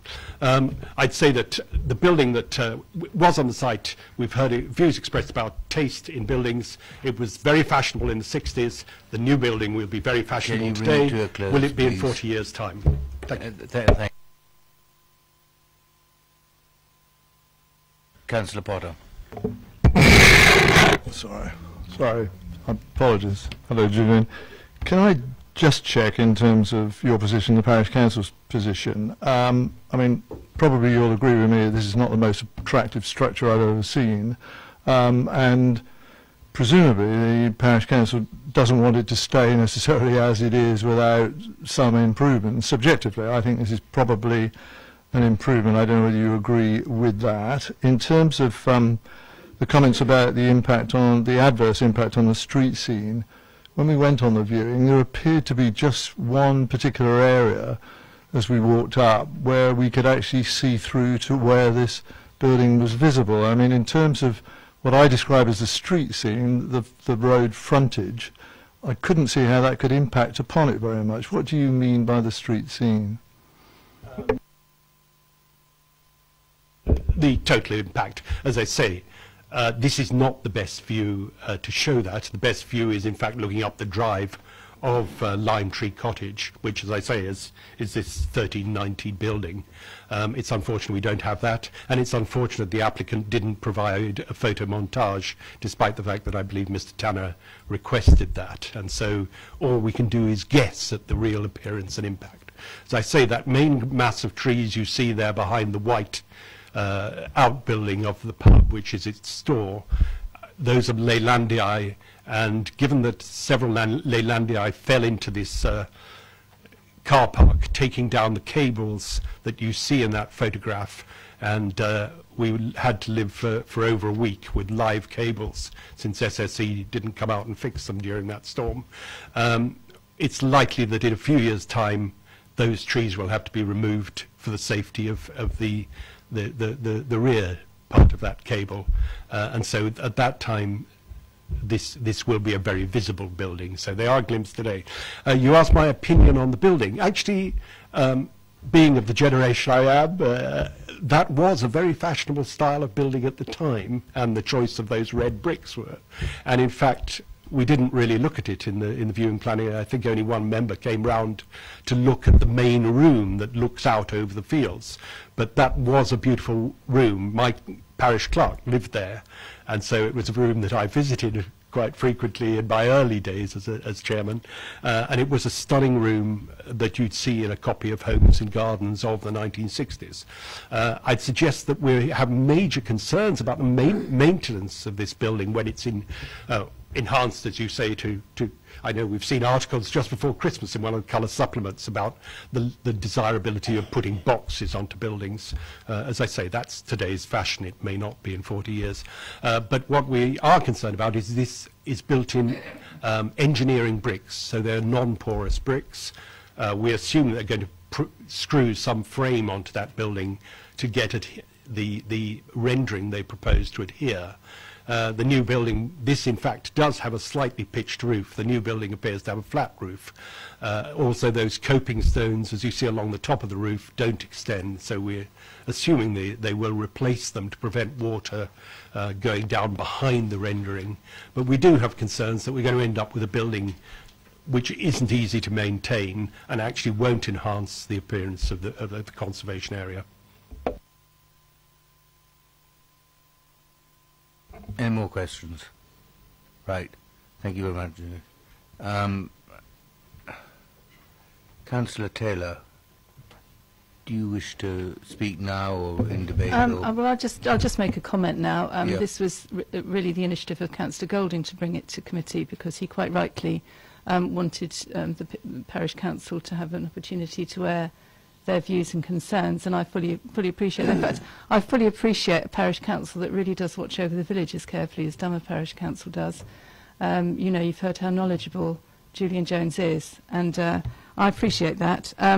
So really, I mean, we just wanted to air it publicly, so that, in a sense, if it was a delegated approval, some of the concerns expressed by the parish council wouldn't be heard, and I think they do just need to be heard. I mean, I'd be very interested to hear the views of the committee on the style, which might one day be iconic, I don't know. My main concern is that without those massive leilanda, it would be quite visible from Down Street, and of course most of the Dummer Village is the conservation area.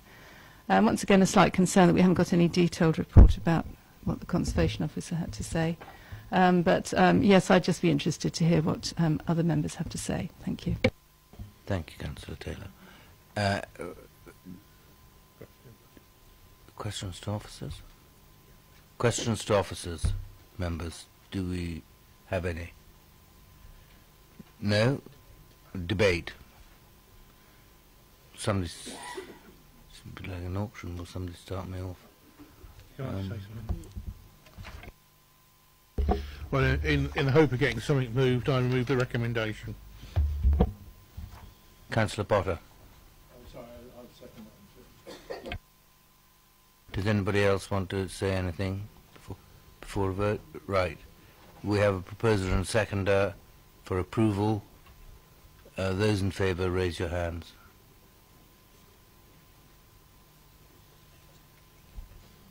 Thank you. Those against? Those in abstention? 1, 2.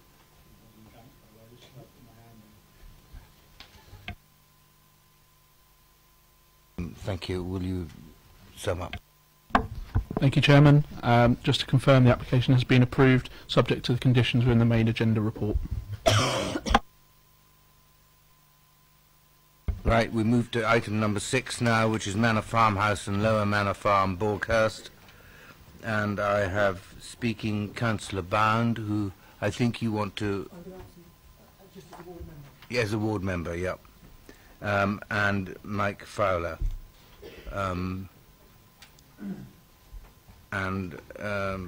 Councillor Bound, you're first as the objector. Oh, wait. What? Oh, well, no, you'll be last, sorry. And you've got to start it off, haven't you? Yeah. Okay. Right.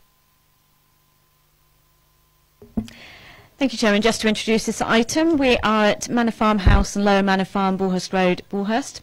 And the application before you is a revised application for previous scheme that already has planning permission, and it's for the removal of previous agricultural equestrian buildings and outdoor menage in order to facilitate the erection of a new detached dwelling with adjoining stable block, creation of an outdoor swimming pool and tennis court with associated parking, turning, landscaping and improved access. The alteration, or the principal alteration in this application before you, is the retention of the existing dwelling of Manor Farm House. If I bring members' attention first to the update paper, you will see that we have received one additional letter of representation which is objecting to the application, and that has been summarised for you. The case officer has also provided you some commentary in response. There is also details from the viewing panel. I've got nothing further to add other than to advise that this application is recommended for approval. Thank you. Thank you. Is there a Mr. Tate to speak in objection? No? No, it is. It's a misprint, I think. Right, Mike Fowler, please.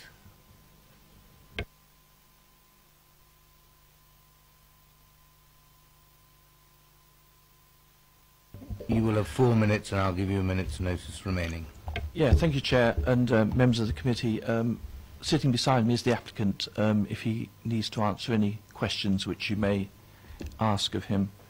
I must admit this is quite a strange application, but it was never the intention of the applicant to retain Manor Farmhouse, which is the host dwelling, which was planned to be demolished as part of this application.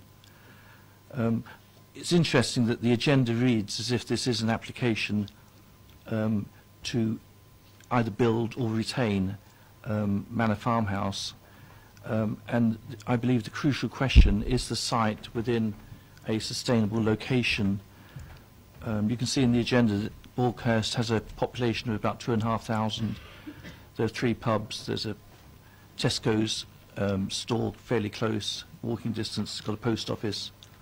And we believe it is a sustainable location, and we think this is the nub of the question of this application before you.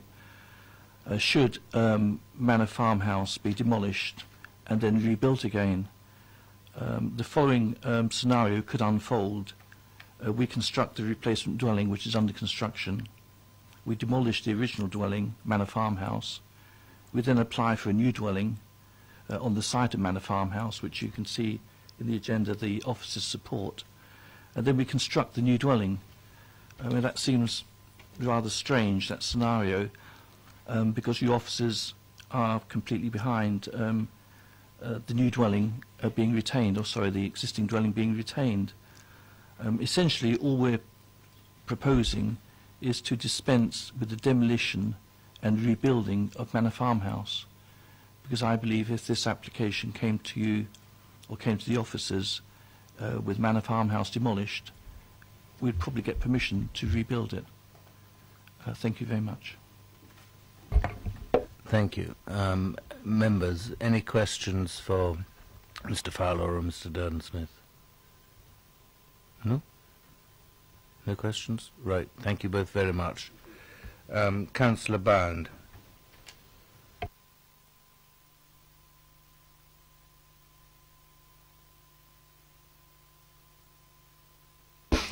Thank you, Chair. Members. I've decided to speak only as a ward member rather than a member of the committee because I have a predetermined position on this application, although I appreciate that my arguments might seem a little contrary. Since and including 2014, there have been 4 planning applications associated with this site that have all been granted planning permission. The 2 earliest for a 5-bedroom dwelling, the 2 latest for a 4-bedroom dwelling. All of these approved applications begin with the words demolition of Manor Farmhouse and removal of associated agricultural equestrian buildings. The associated agricultural equestrian buildings were on land adjoining and to the rear of Manor Farmhouse. Whilst I thought it a little odd to want to take down a perfectly serviceable and fairly substantial property to build another one further back, as the justification, and bearing in mind that the new dwelling would be outside the settlement policy boundary in the countryside, was a 1-for-1 replacement and included the removal of the agricultural buildings that were no longer required, there seemed little to object to. Balkhurst Parish Council only commented on those past applications for much the same reason, but this time they have strongly objected. On the application prior to the one you're deciding this evening, condition 22 states the residential dwelling and buildings indicated to be removed on the approved drawings, etc., shall be demolished, and all residential land uses activities associated to this dwelling shall cease prior to occupation of the new dwelling hereby approved. Now, to my mind, nothing could be clearer. I am well aware that any application that comes to committee has to be treated as a new application and looked at based on its own merits. This application proposal talks about removal of agricultural equestrian buildings to facilitate the erection of a new detached dwelling, swimming pool and tennis court as part retrospective, and then tacks on at the end the retention of Manor Farmhouse. At the very least, I think that the application to retain Manor Farmhouse should have come forward as an entirely separate application.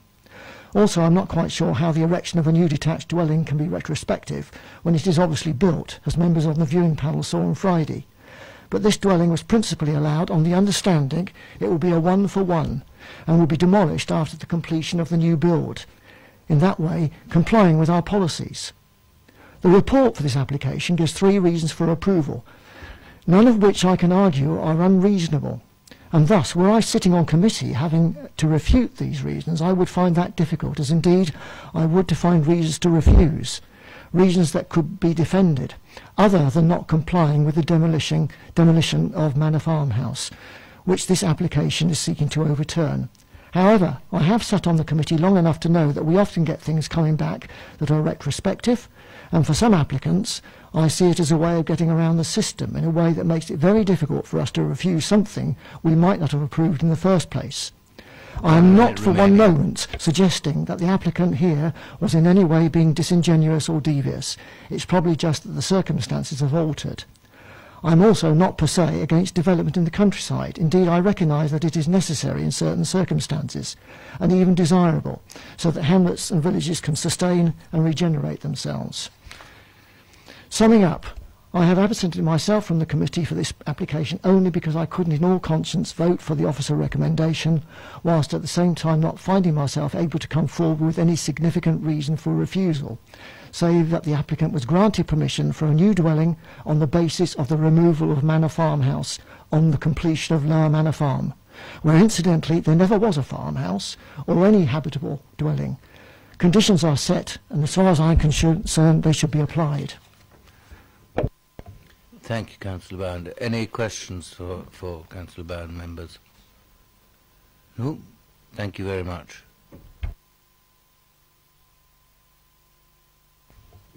Right. Yeah.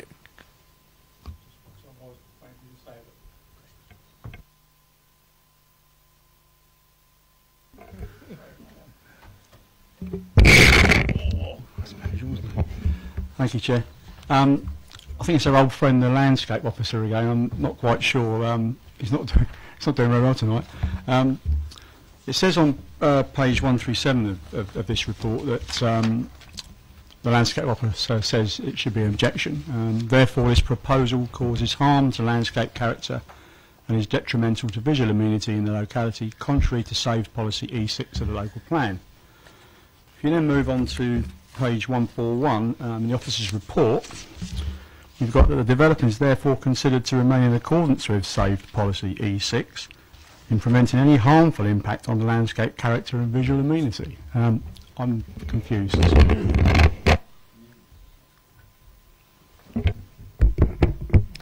With the consultation responses you have before you, the landscape officer is obviously expressing their professional view against the application that they have before them. As part of the overall balancing act, the officer dealing with the application has come to obviously a slightly different view, having regard to the bigger picture, the history to the site, rather than just looking at that one particular proposal and that aspect at that time. Anyone else? Questions? No? Let's move to debate then. Councillor Potter. I mean, I listened intently to Councillor Bound, and as usual, I mean, he's eloquent in the way he describes the history of this. I mean, it is a really strange type of application before us, but I don't think it's our role to in any way be retrospective or critical or spiteful in these matters, and to be frank, looking at this in the context of an application that's before us, particularly in regard to the physical retention Manor Farm House. In our update note on page 8, I mean, the commentary is made, an assessment has been made as to whether the physical retention of the Manor Farmhouse would be harmful to the street scene of Borghurst Road. Well, clearly not, in my view, just the opposite. And in fact, the removal of the Manor Farmhouse would in fact have that effect, it seems to me. When we were visiting the site, it seems to me there is a symmetry in terms of the dwellings that are there, there's a continuity. All of those things are maintained by the retention of Manor Farmhouse, and I say it subjectively again, I wouldn't want to see it go. I would want to see it retained. And whatever the history of this, and I know there was all the stuff about one-for-one replacement and all the rest of it, but that is history. The situation has changed. I make no commentary about why that's changed. I don't know enough about it in that regard, but looking at the application as it stands, I think it would be beneficial to retain the house that is there, consistent with the street scene, and I therefore move approval of this application, Chair. Thank you, Councillor. Anyone else wish to? Councillor Tucker. Thank you. Perhaps this is something I should have asked the applicant. I actually, if I were to vote for it to remain there, I would like to feel it was still tied to the new building in some way. Can we achieve that? That aspect has actually been considered within the report before you, where it wasn't considered reasonable, justifiable to tie it to the original house, particularly when we have other material considerations and policy considerations that would otherwise potentially support the proposal that's before you. So it wasn't considered to be reasonable to have that kind of tie. Councillor Taylor. Thank you. Obviously, we've got to, as Councillor Potter said, put aside all history here. And to be honest, if this had come before us as a brand new thing, without all the history, as this new, larger building on the site that it is, I think it will probably be a why not from me. And I've got no reason to suppose that there's any nefarious reason for doing it this way round. I'm quite sure that circumstances have changed. And so I would second Councillor Potter's motion. Right, thank you. I have a proposer and seconder for approval. Those in favour, raise your hands.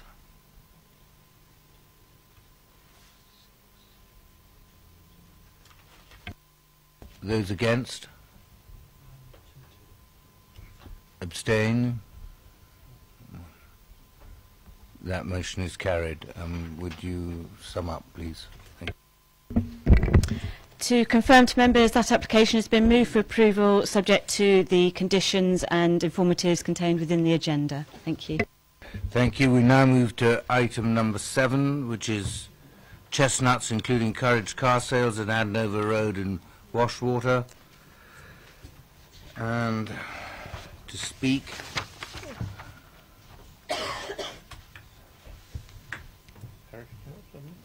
Horace Mitchell, and in support Mr. Davey and Councillor Izard.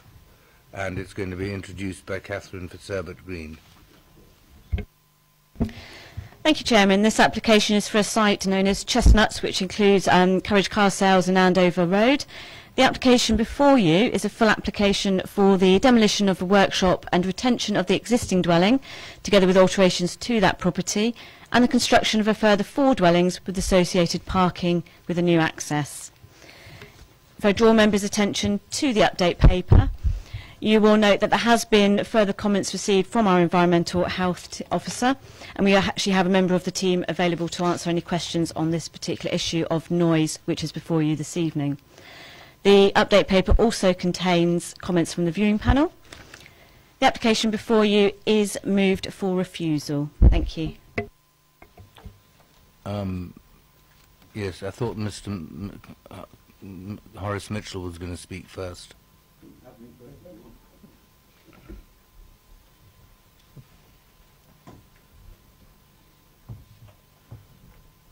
Welcome back.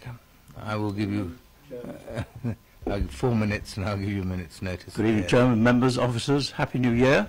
It's wonderful to be back so early in the evening. We've got a reversal, I think, in this application. You've had a lot of things where parish councils and residents have not liked things. In this case, it's the reverse. The parish council is strongly in support of this application being approved, and there are no objections at all from the rest, anybody in the local community.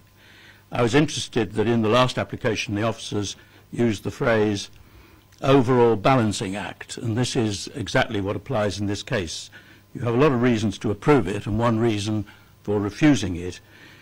Now there's very clear guidance on this. The national guidance says very clearly neither the noise policy statement nor the NPPF expects noise to be considered in isolation, separately from the economic, social and other environmental dimensions of a proposed development.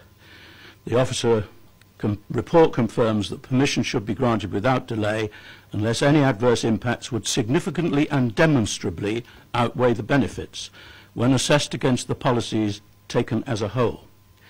The Environment Health team on page 162 effectively says they're not in a position to support the application because it hasn't been demonstrated that noise would not result in an adverse impact, in other words, a double negative. They can't judge because they want more information or they want the applicant to do more things or do different analysis. The authority appears to want the applicant to prove a negative, to prove that there isn't a significant adverse impact. Quite difficult to do. That, however, is the reverse of what national policy calls for. Policy says that in order to refuse an application, it has to be shown positively that the noise nuisance is so great that no development can take place. This hasn't been shown. The noise policy statement explicitly says that decision makers, yourselves, should avoid noise being treated in isolation in any particular situation, should not focus solely on the noise impact without taking into account other factors. You're being asked to make a decision based only on noise, where the report clearly sets out the positive aspects of the development. The development is strongly supported by its local community through the parish council, and there are no objections of any kind. The report says local planning authorities should look for solutions rather than problems, and decision takers at every level should seek to approve applications, which you've been doing consistently this evening, for sustainable development where possible. It is certainly possible to approve this application. In fact, national guidance says that you should. I just wanted to add one more thing.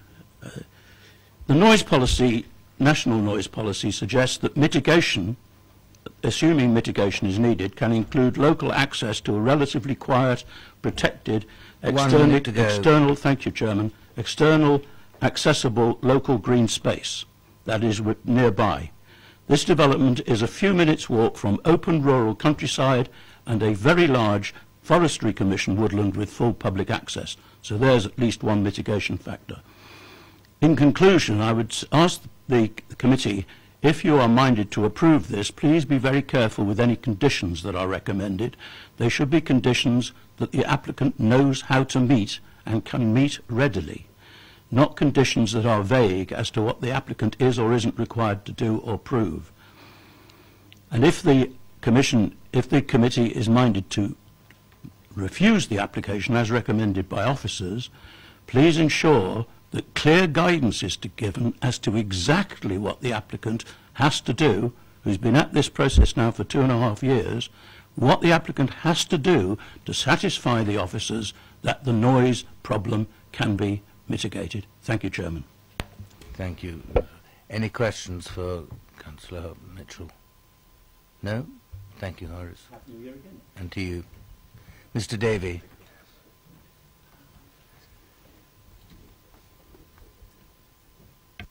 Thank you. You will have 4 minutes, and I'll give you a minute's notice at the end.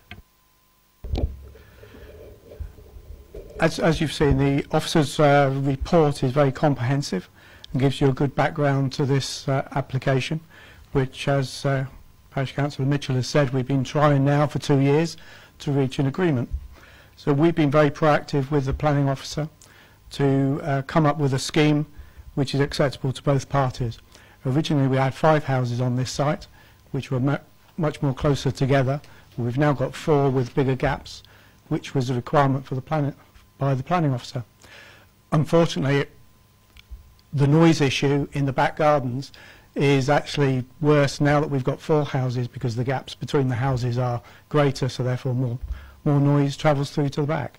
So by helping the planning officer reach an acceptable design, we've actually made the sound to the back gardens worse.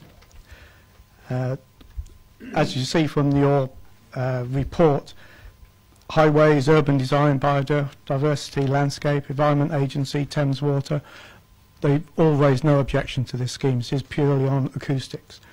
So the acoustics is based on 2 matters. There's the internal acoustics and the external acoustics. Internally, we can reach a good level by having some glazing, secondary glazing, acoustic glazing. There's a number of different options we can do for glazing. The buildings will be constructed with masonry, so rather than timber frame, which is a lightweight structure, it will be a dense structure. So internally, along with whole house ventilation, we can achieve a good rating. The only issue on acoustics is the back garden. And when we sent in a revised acoustic report to the planning officer. If I can read out the part from my letter. It says, this report has been revised to take account of Mr. Beer's previous observations with regards to adjustment to the acoustic readings for distance, glazing specification and external noise. We are aware that the predicted sound levels in the rear gardens will be higher than recommended. However, as previously discussed, due to the location of the properties, there is no physical barrier which can be provided across the front of the site, which will be acceptable to either the council or the applicant. So one way of mitigating the sound to the back gardens would be to put a 2-metre high screen all the way across the front of the site, similar to a motorway or a large road. But I'm sure you'll agree that that just wouldn't be acceptable, but that would cut down noise to the back. So we didn't provide that. We didn't feel that was necessary in our scheme.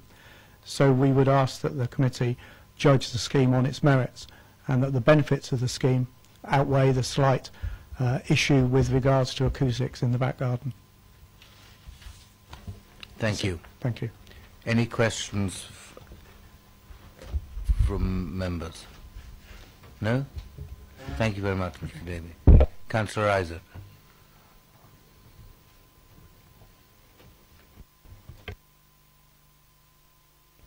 You will have 4 minutes, and I'll give you a minute's notice at the end. Thank you. Good evening, Chairman, and good evening, councillors. I have asked that this application be considered by a Development Control Committee because, as a site in my ward, it is one that seems so obviously right for redevelopment as housing. It is a brownfield site in a largely residential area and is currently used rather unattractively and inappropriately for car sales. The proposed development would improve the street scenes significantly. Crucially, in terms of planning considerations, the 4 houses proposed would contribute to meeting the borough's shortage of homes and would provide the type of housing most in demand in the area. As we've heard from Councillor Mitchell so expertly, the Parish Council strongly supports the proposed development. In recommending that the application is refused, officers nonetheless accept the principle of development for housing and the proposed scheme and design. The single ground on which they are continuing to resist the application is on noise levels, because it has still not, quotes, it has still not been demonstrated that noise from road traffic noise would not result in a significant adverse impact on future occupants. And officers are clearly saying that they don't know if and by how much noise is a problem. So it is not noise levels per se, but a failure to provide technical information to the satisfaction of the officer that is the one remaining objection. This despite a further noise report commissioned by the applicants from Nova Acoustics last month. Are these sufficient grounds for this committee to support rejecting the application and all the benefits development would bring? I do not think they are. Some committee members visited the site and may, like me, question whether noise is really the issue it is being made out to be. The houses would be set back from the adjoining A343, which is, outside of rush hours, not an especially busy road. Many of our residents live happily next to roads. But even if noise is an issue to deal with, is an absence of sufficient evidence reason to turn down this application? There is background that councillors need to be made aware of, and which may help you to approve this application. Disappointingly and frustratingly, there has been both an inability over a lengthy period of time to achieve common ground between the parties, and too many instances of officers requiring subjective changes of detail and design that I do not regard as being required in planning terms. I've been involved for over 18 months in seeking to help to meet officers' requirements. It has seemed unending at times. I could go on, and this is to leave out the conditions still required on parking and access, including prevention of access 1 minute gates. to go. Officers have a duty to positively help applicants and to suggest ideas to mitigate problems, and I do not understand why this case has been such a long, drawn-out and unnecessary battle. I hope that this committee will now decide that the case for and the benefits of granting planning permission is overwhelming and grant consent. This would be consistent with the NPPF and planning guidance in that the single possible objection to granting consent is overwhelmingly outweighed by the benefits that a positive decision will bring. Thank you. Thank you, Councillor. Members, any questions for Councillor Isaac? Councillor Leeks. Thank you, Chairman. Can I just confirm that your fellow councillor, Councillor Faulkner, has no objections, and also, so the parish has got no objections, you haven't got any objections, Councillor Faulkner has got no objections, and nobody else in the area has got any objections. Is that right? I believe that to be the case. So if I'm incorrect in terms of any residents, then officers will no doubt will tell me. That's right. Any more questions? No? Right. Thank you, Councillor Isaac. Questions to officers, members. Councillor Tomlin. Thank you, Chair. This is one to our Environmental Health Officer. Thank you for turning up. If we were able to put a condition of planting trees on that verge that we can see on the, well, it's that one there with the white car, what sort of sound attenuation will we get from trees? Mature, well, trees when they've grown, of course. In response to that question, trees that provide very little, next to no acoustic benefit in terms of noise mitigation. If I may then say is that we've just had some recent developments. Taylor's Farm, Razor's Farm's going to come. Taylor's Farm is there. There's a railway line, and there's some trees there. That's the only defence that we allow Crowd Ace to live with. I would assume that was seen as adequate. So I'm very, very confused about what standards we apply, or what we say is fit for one and not fit for the other.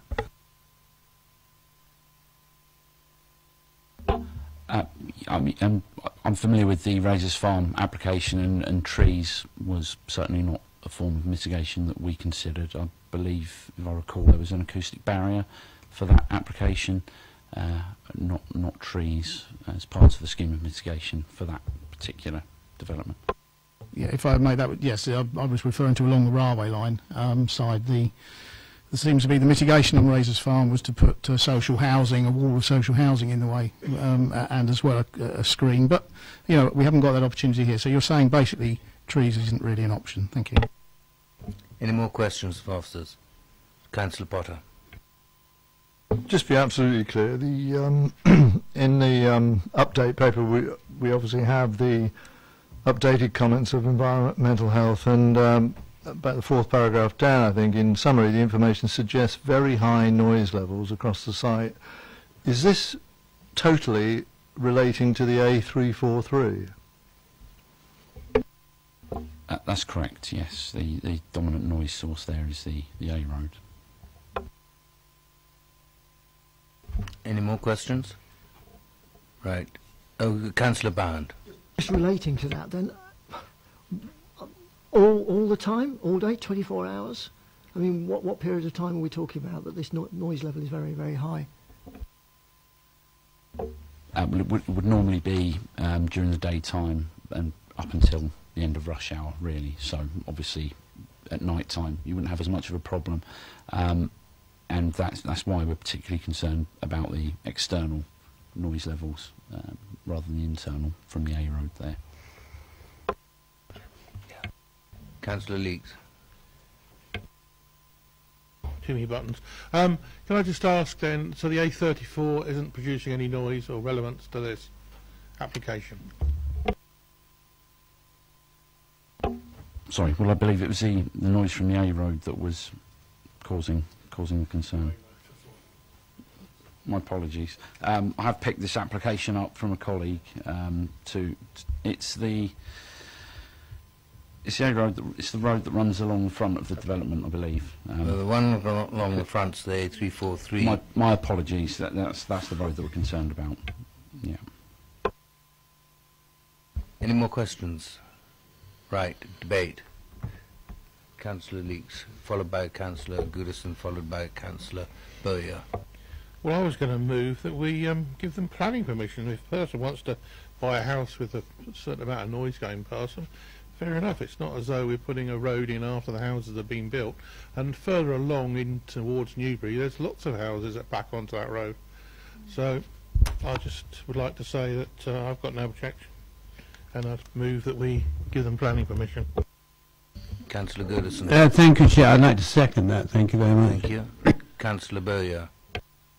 Chairman, I was going to say just the same. I have a railway line not far from where I am, which is 24/7, and I can't understand what all the fuss is about. Any more comments before I go to Councillor Potter? Sorry. I mean, I don't know what the decibel reading of that is, but I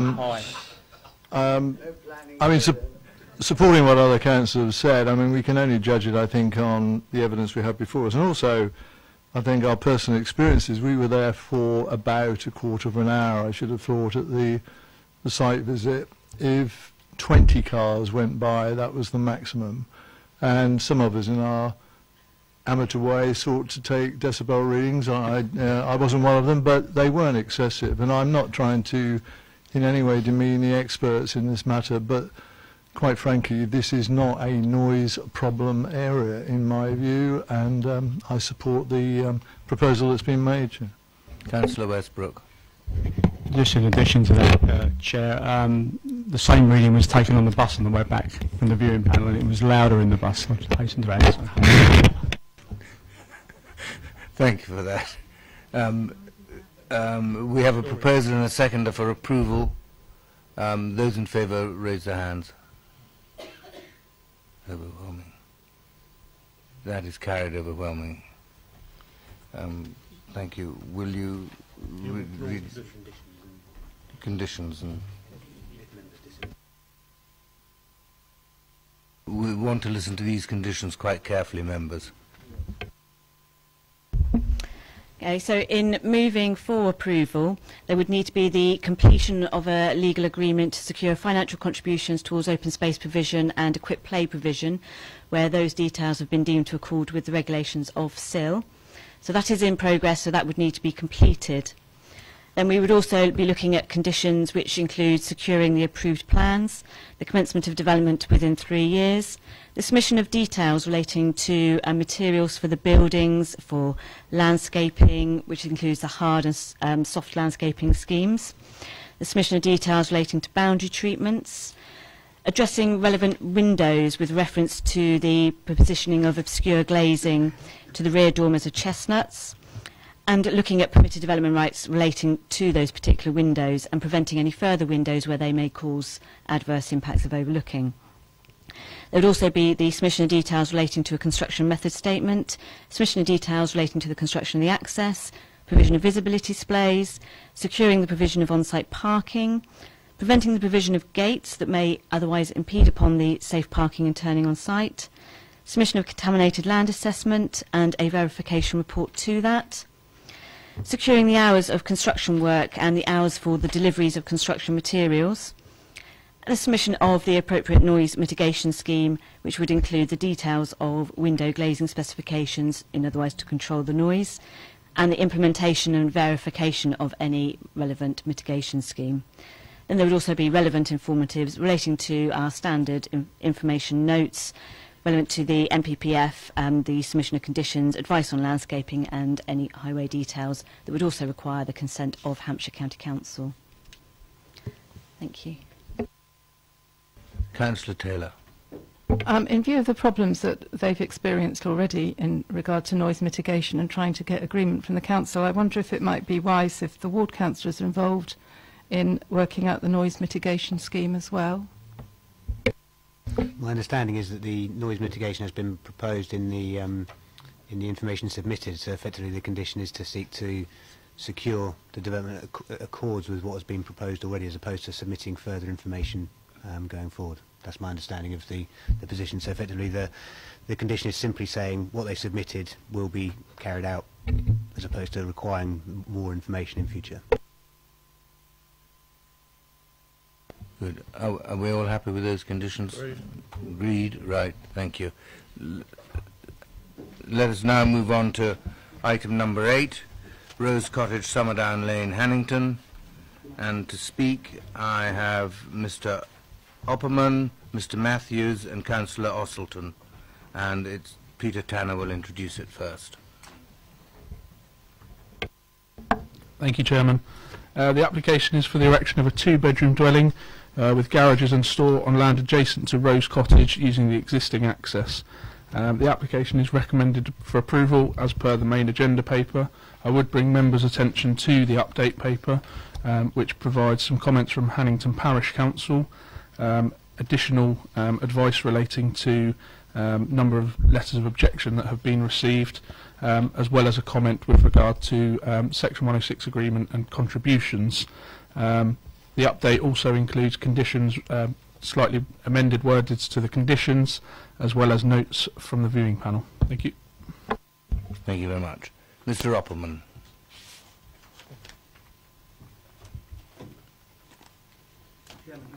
You press the long black bar, and you will have 4 minutes, and I'll give you 1 minute's notice at the end. Chairman, ladies and gentlemen, my name is Richard Opperman. I am resident in Hannington. I'm a neighbour of, indeed, the applicant. Since the plot in question has already got very high established hedges, some 3 metres or more in height, bordering this site, I do not object to a suitable bungalow being built, providing it is not seen from the village green and that the existing hedges are maintained at their current height. I fully accept and understand and appreciate that my neighbour wishes to downsize into a bungalow. However, I do object to this current amended application, since the roof height appears to have been raised to a height similar to that of Rose Cottage, a 2-storey building, and similar in size and height to the original application, which was rightly rejected as being unnecessarily and disproportionately large for the site. I can only surmise that the reason for the increased roof height is to accommodate at a later stage some form of second story, a loft extension or dormer windows or whatever. But it will result in a 2-storey building similar, as I say, to the original application, which has been refused. It seems it's a second attempt to achieve the original aim. This design will result in the whole height of the roof being clearly visible from the green, in spite of the 3-metre height beech hedge in front of it. However, what is worse is that it is intended to reduce the height of half of the length of this beech hedge, from 3 metres to 1.8 metres, which will, of course, substantially show more of the building when looking from the green. And the same applies to the Lalandi hedge, which runs along Ibworth Lane. Currently, that is some 3.5 metres high, and it is intended to take this completely away and replant it with a slow-growing yew hedge of about 1.8 metres maximum. The effect of building this property and reducing the hedge heights will inevitably impact unfavourably on the sight lines from the green and not help us in maintaining the aesthetic appeal of the green. Anyone who has been to Hannington will know that the village green is the iconic centre of our village, and it's loved by residents and many visitors alike, and who come and sit at the wellhead, appreciate the tranquil rural scene with the open spaces and established hedges. We are, as you know, in an area of outstanding natural beauty, a conservation area, so surely all steps should be taken to resist any further developments that impact unfavourably on the view from the green. The green is precious to us, and clearly to many outsiders. I mean, you may not know, but every second year we have the Hannington Country Fair and Barbecue. We have 2,500 to 3,000 people who turn up. They know this is a very special place, and we know we must ensure it remains so. So in summary, gentlemen, if approval is given to a building on this site, I do hope it will be one that is sufficiently low to be concealed by the existing hedges, and that any permission to build would have the enduring condition that the existing hedges should remain at their current height. Thank you. Thank you, Mr. Opperman. Any questions for Mr. Opperman, members? Councillor Potter.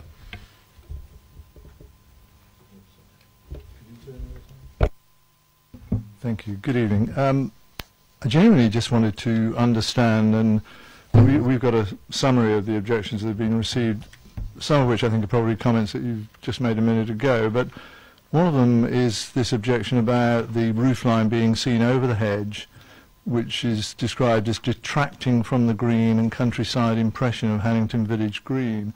I just want to understand what that means in terms of what you see as a detraction. If you're stood on the green or sat on the green and you see a roof line of some variable height, obviously over the hedge, how does that detract from the green itself and the countryside impression of that Hannington Village Green?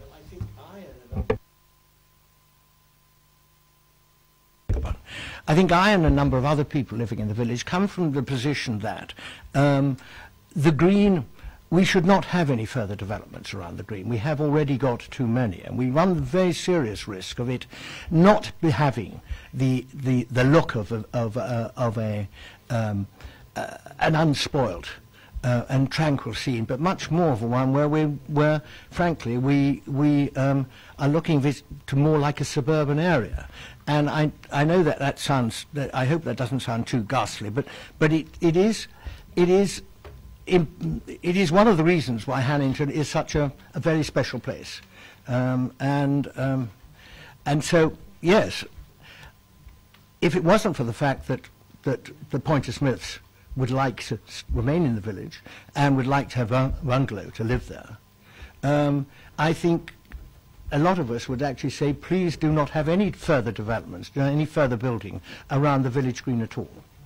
Because if it does, it impacts unfavourably from when you're looking from the village green itself. Thank you. Any more questions for Mr. Opperman? No? Thank you very much, Mr. Opperman.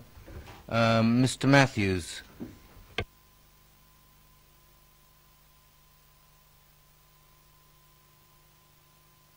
You will have 4 minutes, Mr. Matthews, and I'll give you a minute's... Thank you. Before I speak, Chairman, I must say that your committee have been looking at a plan which was the previous application which was refused. So you've been given an impression of a building that is not part of this application. I would now like my 4 minutes. The plan that is up on the screen now is the correct plan. It was a refused plan. I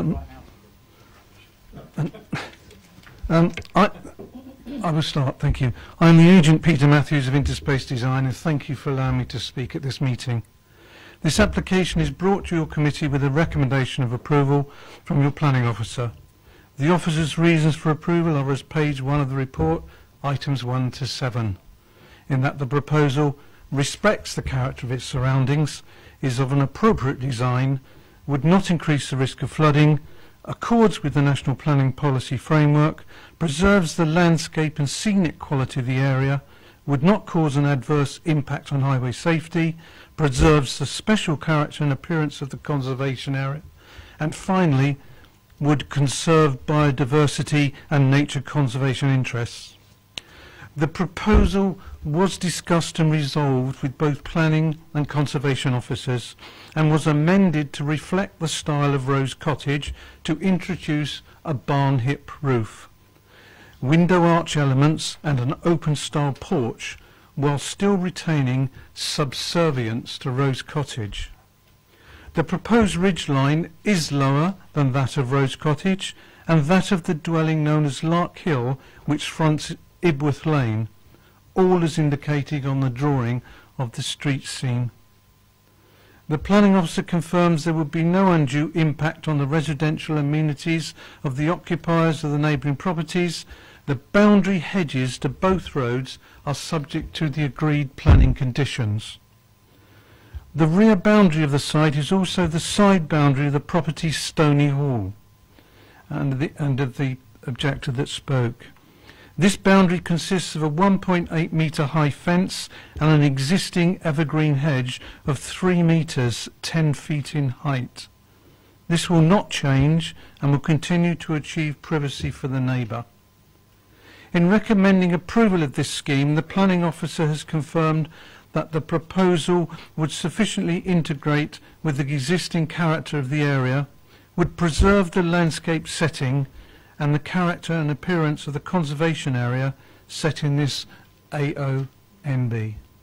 Thank you very much. Thank you very much. Members, any questions for Mr. Matthews? Councillor Taylor. Hello. Could you tell us what the maximum ridge height actually is of this proposal, please? Yeah, I will have to get the drawing for you, and it is on the street scene. In fact, it is marked there, but I can do it here.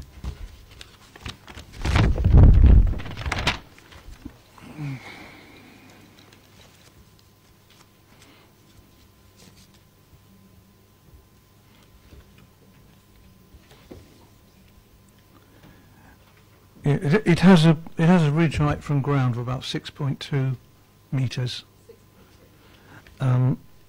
The ridge height of Rose Cottage from ground level is about 6.9 metres. So the ridge heights are, the difference is about 700 millimetres. The difference in the next property to Lark Hill, the ridge height of that property is in fact 8.5 metres. So as you go around the green, the properties I haven't talked about are the newer properties that you approved and were granted, and since then large extensions have been added to them. The ridge heights on those are probably 7.5 to 8 metres, and they front the green without any high hedging at all. Any other questions, members? Councillor Tucker. Hello. The previous speaker was concerned about dormers being put in. Is that even feasible with the new design? No, it's not. You can see that there's a section on the side of the drawing which is of the lattice truss connections. The whole reason why it's a barn hip roof and whatever is that the conservation officer wanted it's a duality. The eaves line at the back is lower to the eaves line at the front, and the reason for that is the eaves line was raised at the front to create arch window heads over the top, which specifically is what the conservation officer wanted, and that there is no proposal to put in dormer windows in that elevation to the green, which the objector was worried about. Any more questions, members? Right. Thank you, Mr. Matthews. Thank you very much. Councillor Osselton.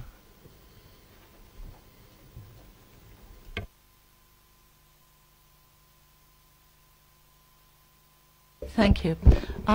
I have very little to say other than I'm in full support of this application in conjunction with the Parish Council, and the second application that has been put in for next door to Rose Cottage is far superior to that was put in before. Thank you.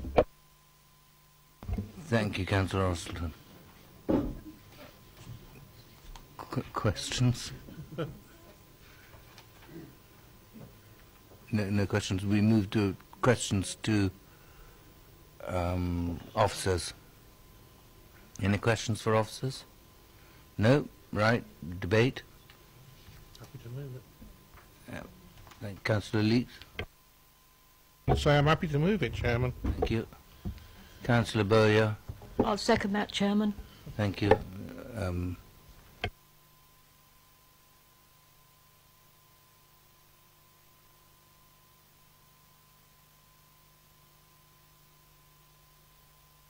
That's unanimous and carried. Pete, will you sum up, please? Thank you. Thank you, Chair. Just to confirm, the application has been approved, subject to the conditions as detailed in the main agenda report. Right, we move to item number 9, which is 19 Tyfield, Sherburn St John, and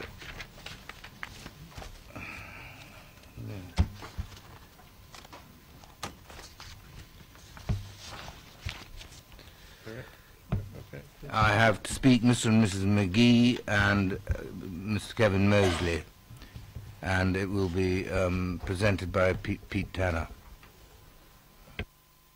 Thank you, Chair. The proposal is for the erection of a single-storey side rear extension, construction of a rear dormer window, and the installation of 2 roof lights. As reported in the main agenda paper, the application is recommended for approval. I would draw members' attention to the update paper, which provides a comprehensive response from the agent relating to the number of objections that have been received and addressing the separate issues, as well as the notes from the viewing panel last week. Thank you. Thank you, Pete. Right. Mr. and Mrs. McGee, please. Mrs. McGee has ill health. I'm sorry to hear that. You will have 4 minutes, Mr. McGee, and I'll give you a minute's notice at the end. We have been living at 20 Tyfield continuously for 25 years. Our objection to the proposed extension has been supported by other neighbours in Tyfield. Our objection is that the extension would overshadow our property, depriving the main habitable rooms of sunlight and daylight, and harm our outlook. This is contrary to Basingstoke's Design and Sustainability SPD Appendix 13. We have enjoyed the current levels of light for an uninterrupted period of more than 20 years and have therefore acquired a legal right to that light. I appreciate that this legal right is separate from the considerations that the planning department need to give to the light enjoyed by our property. In BDC's Appendix 13, the following guidelines exist. The site, orientation. You should avoid designing an extension that overshadows your own or your neighbour's property, thus depriving areas of sunlight or daylight. Avoid designing an extension which has an overbearing impact on your neighbour's property, thus harming their outlook. The site boundaries. In order to achieve the above requirement, it will be necessary to keep the extension away from boundaries. Leaving space between your extension and the boundary will also allow for easy maintenance. The proposed extension leaves no space between it and the hedge at the boundary. Special consideration should be given to siting an extension where your property is to the south of your neighbours. 19 Tyfield is south of our property, 20 Tyfield. The site characteristics. Consider the effect of the extension on existing trees and hedges. The existing hedge cannot survive if the proposed extension is built. Garages and other ancillary buildings. Detached garages should be positioned in order to avoid a sense of overcrowding, particularly where they are located to the front of the property. The existing garage is to the front of the main house. We have 3 habitable rooms affected by this extension. The living room, which with one window at a very close proximity to the proposed extension. The main bedroom and the kitchen, which has its main window directly opposite the proposed extension. This window provides the main light for food preparation and cooking. The kitchen is a particularly important room in our family life where we congregate and eat. The proposed plans show that the height of the top of the roof of the extension is 4 metres and reaches more than halfway up the pitched roof of the existing garage. This is considerably higher than the current already tall hedge and would have an overbearing impact on the outlook of these important rooms. On sunlight and daylight, I appreciate that just some decrease in sunlight daylight would not necessarily suggest refusal of the application, but that securing a reasonable degree of light is a requirement. The current lighting in the kitchen is actually not great, so any decrease is going to mean an increased need for us to have the lights on, thus using more electricity, and it will significantly affect the enjoyment of the use of that room. I understand that there are mathematical calculations and quite complex guidance that would determine how much the light would be affected. I can only go by my experience of living in my house and my understanding of the guidance and a look at the rules of thumb that are used. From this, I am confident that our daylight sunlight will be affected to the extent that the proposed extension would be contrary to Basingstoke's planning policies. I understand, too, that there are professionals who can provide an independent assessment of daylight sunlight, and that is if there is a potential adverse impact on levels of light enjoyed by neighbouring properties, planning application may need to be accompanied by one of these assessments. I would ask that no decision is made regarding this application until the developer has arranged an appropriate assessment and submitted it for consideration. I have one final point. In the application planning officer's report, it references the fact that we have an extension built in 1999. This was with the full approval of our neighbours, and BDC's own guidelines state that homeowners should not rely on similar extensions within the area permitted under previous policies and guidance as justification for inappropriate development. Thank you very much. Thank you. Members, any questions for Mr. McGee? No, right. Thank you, Mr. McGee. Mr. Mosley, please.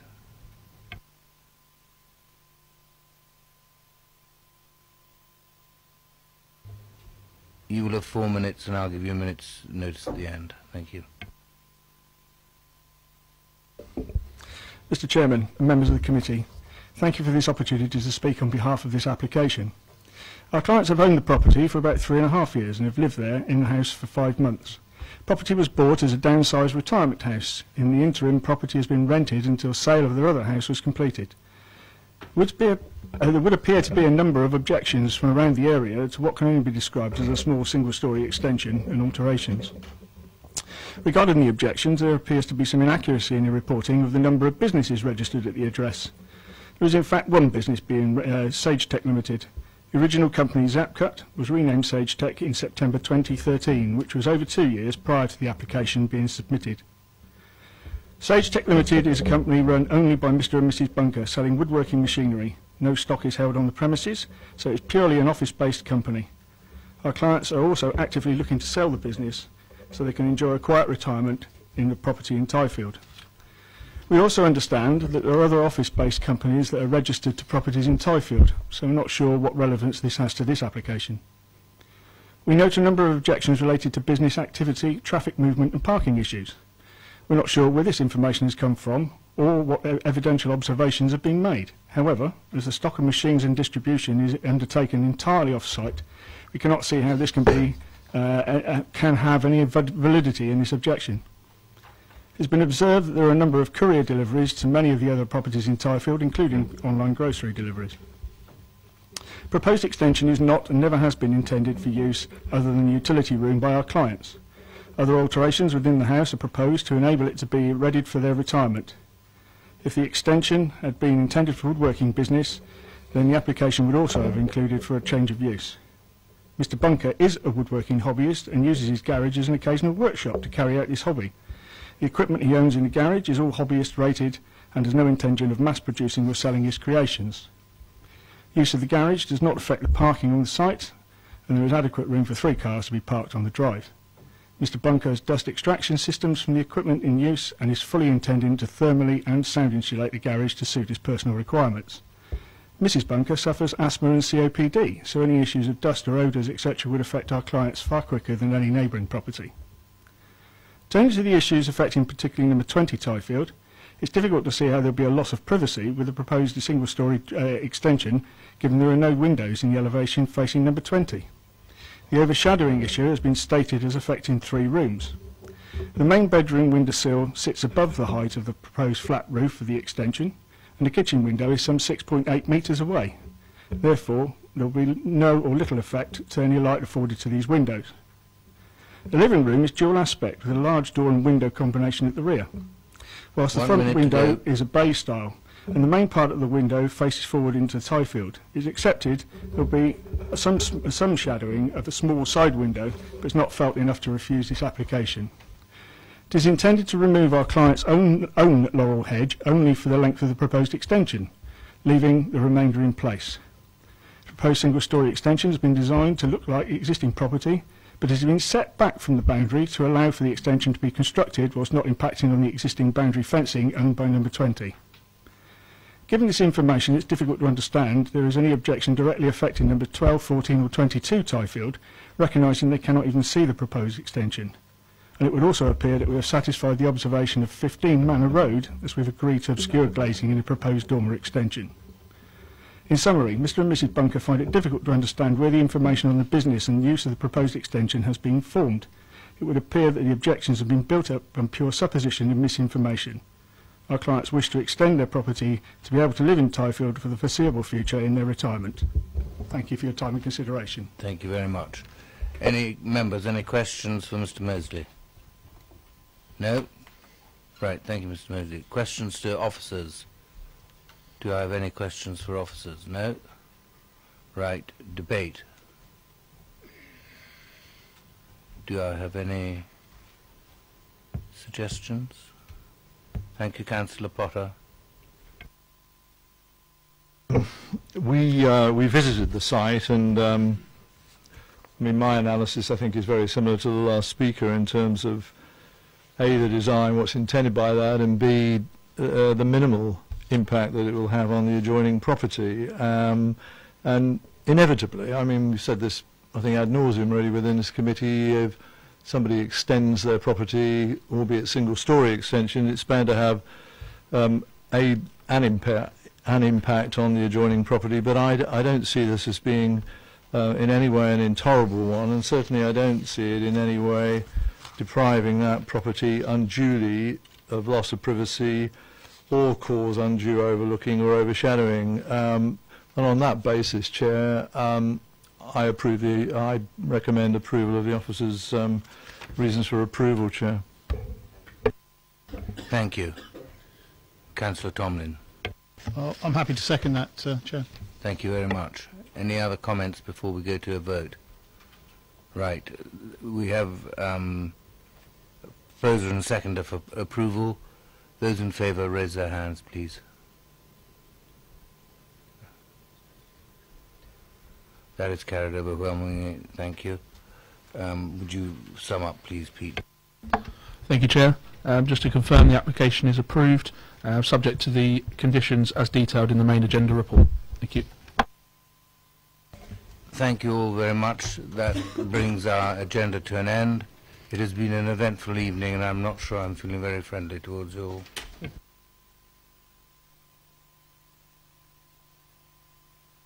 Good night, and God bless.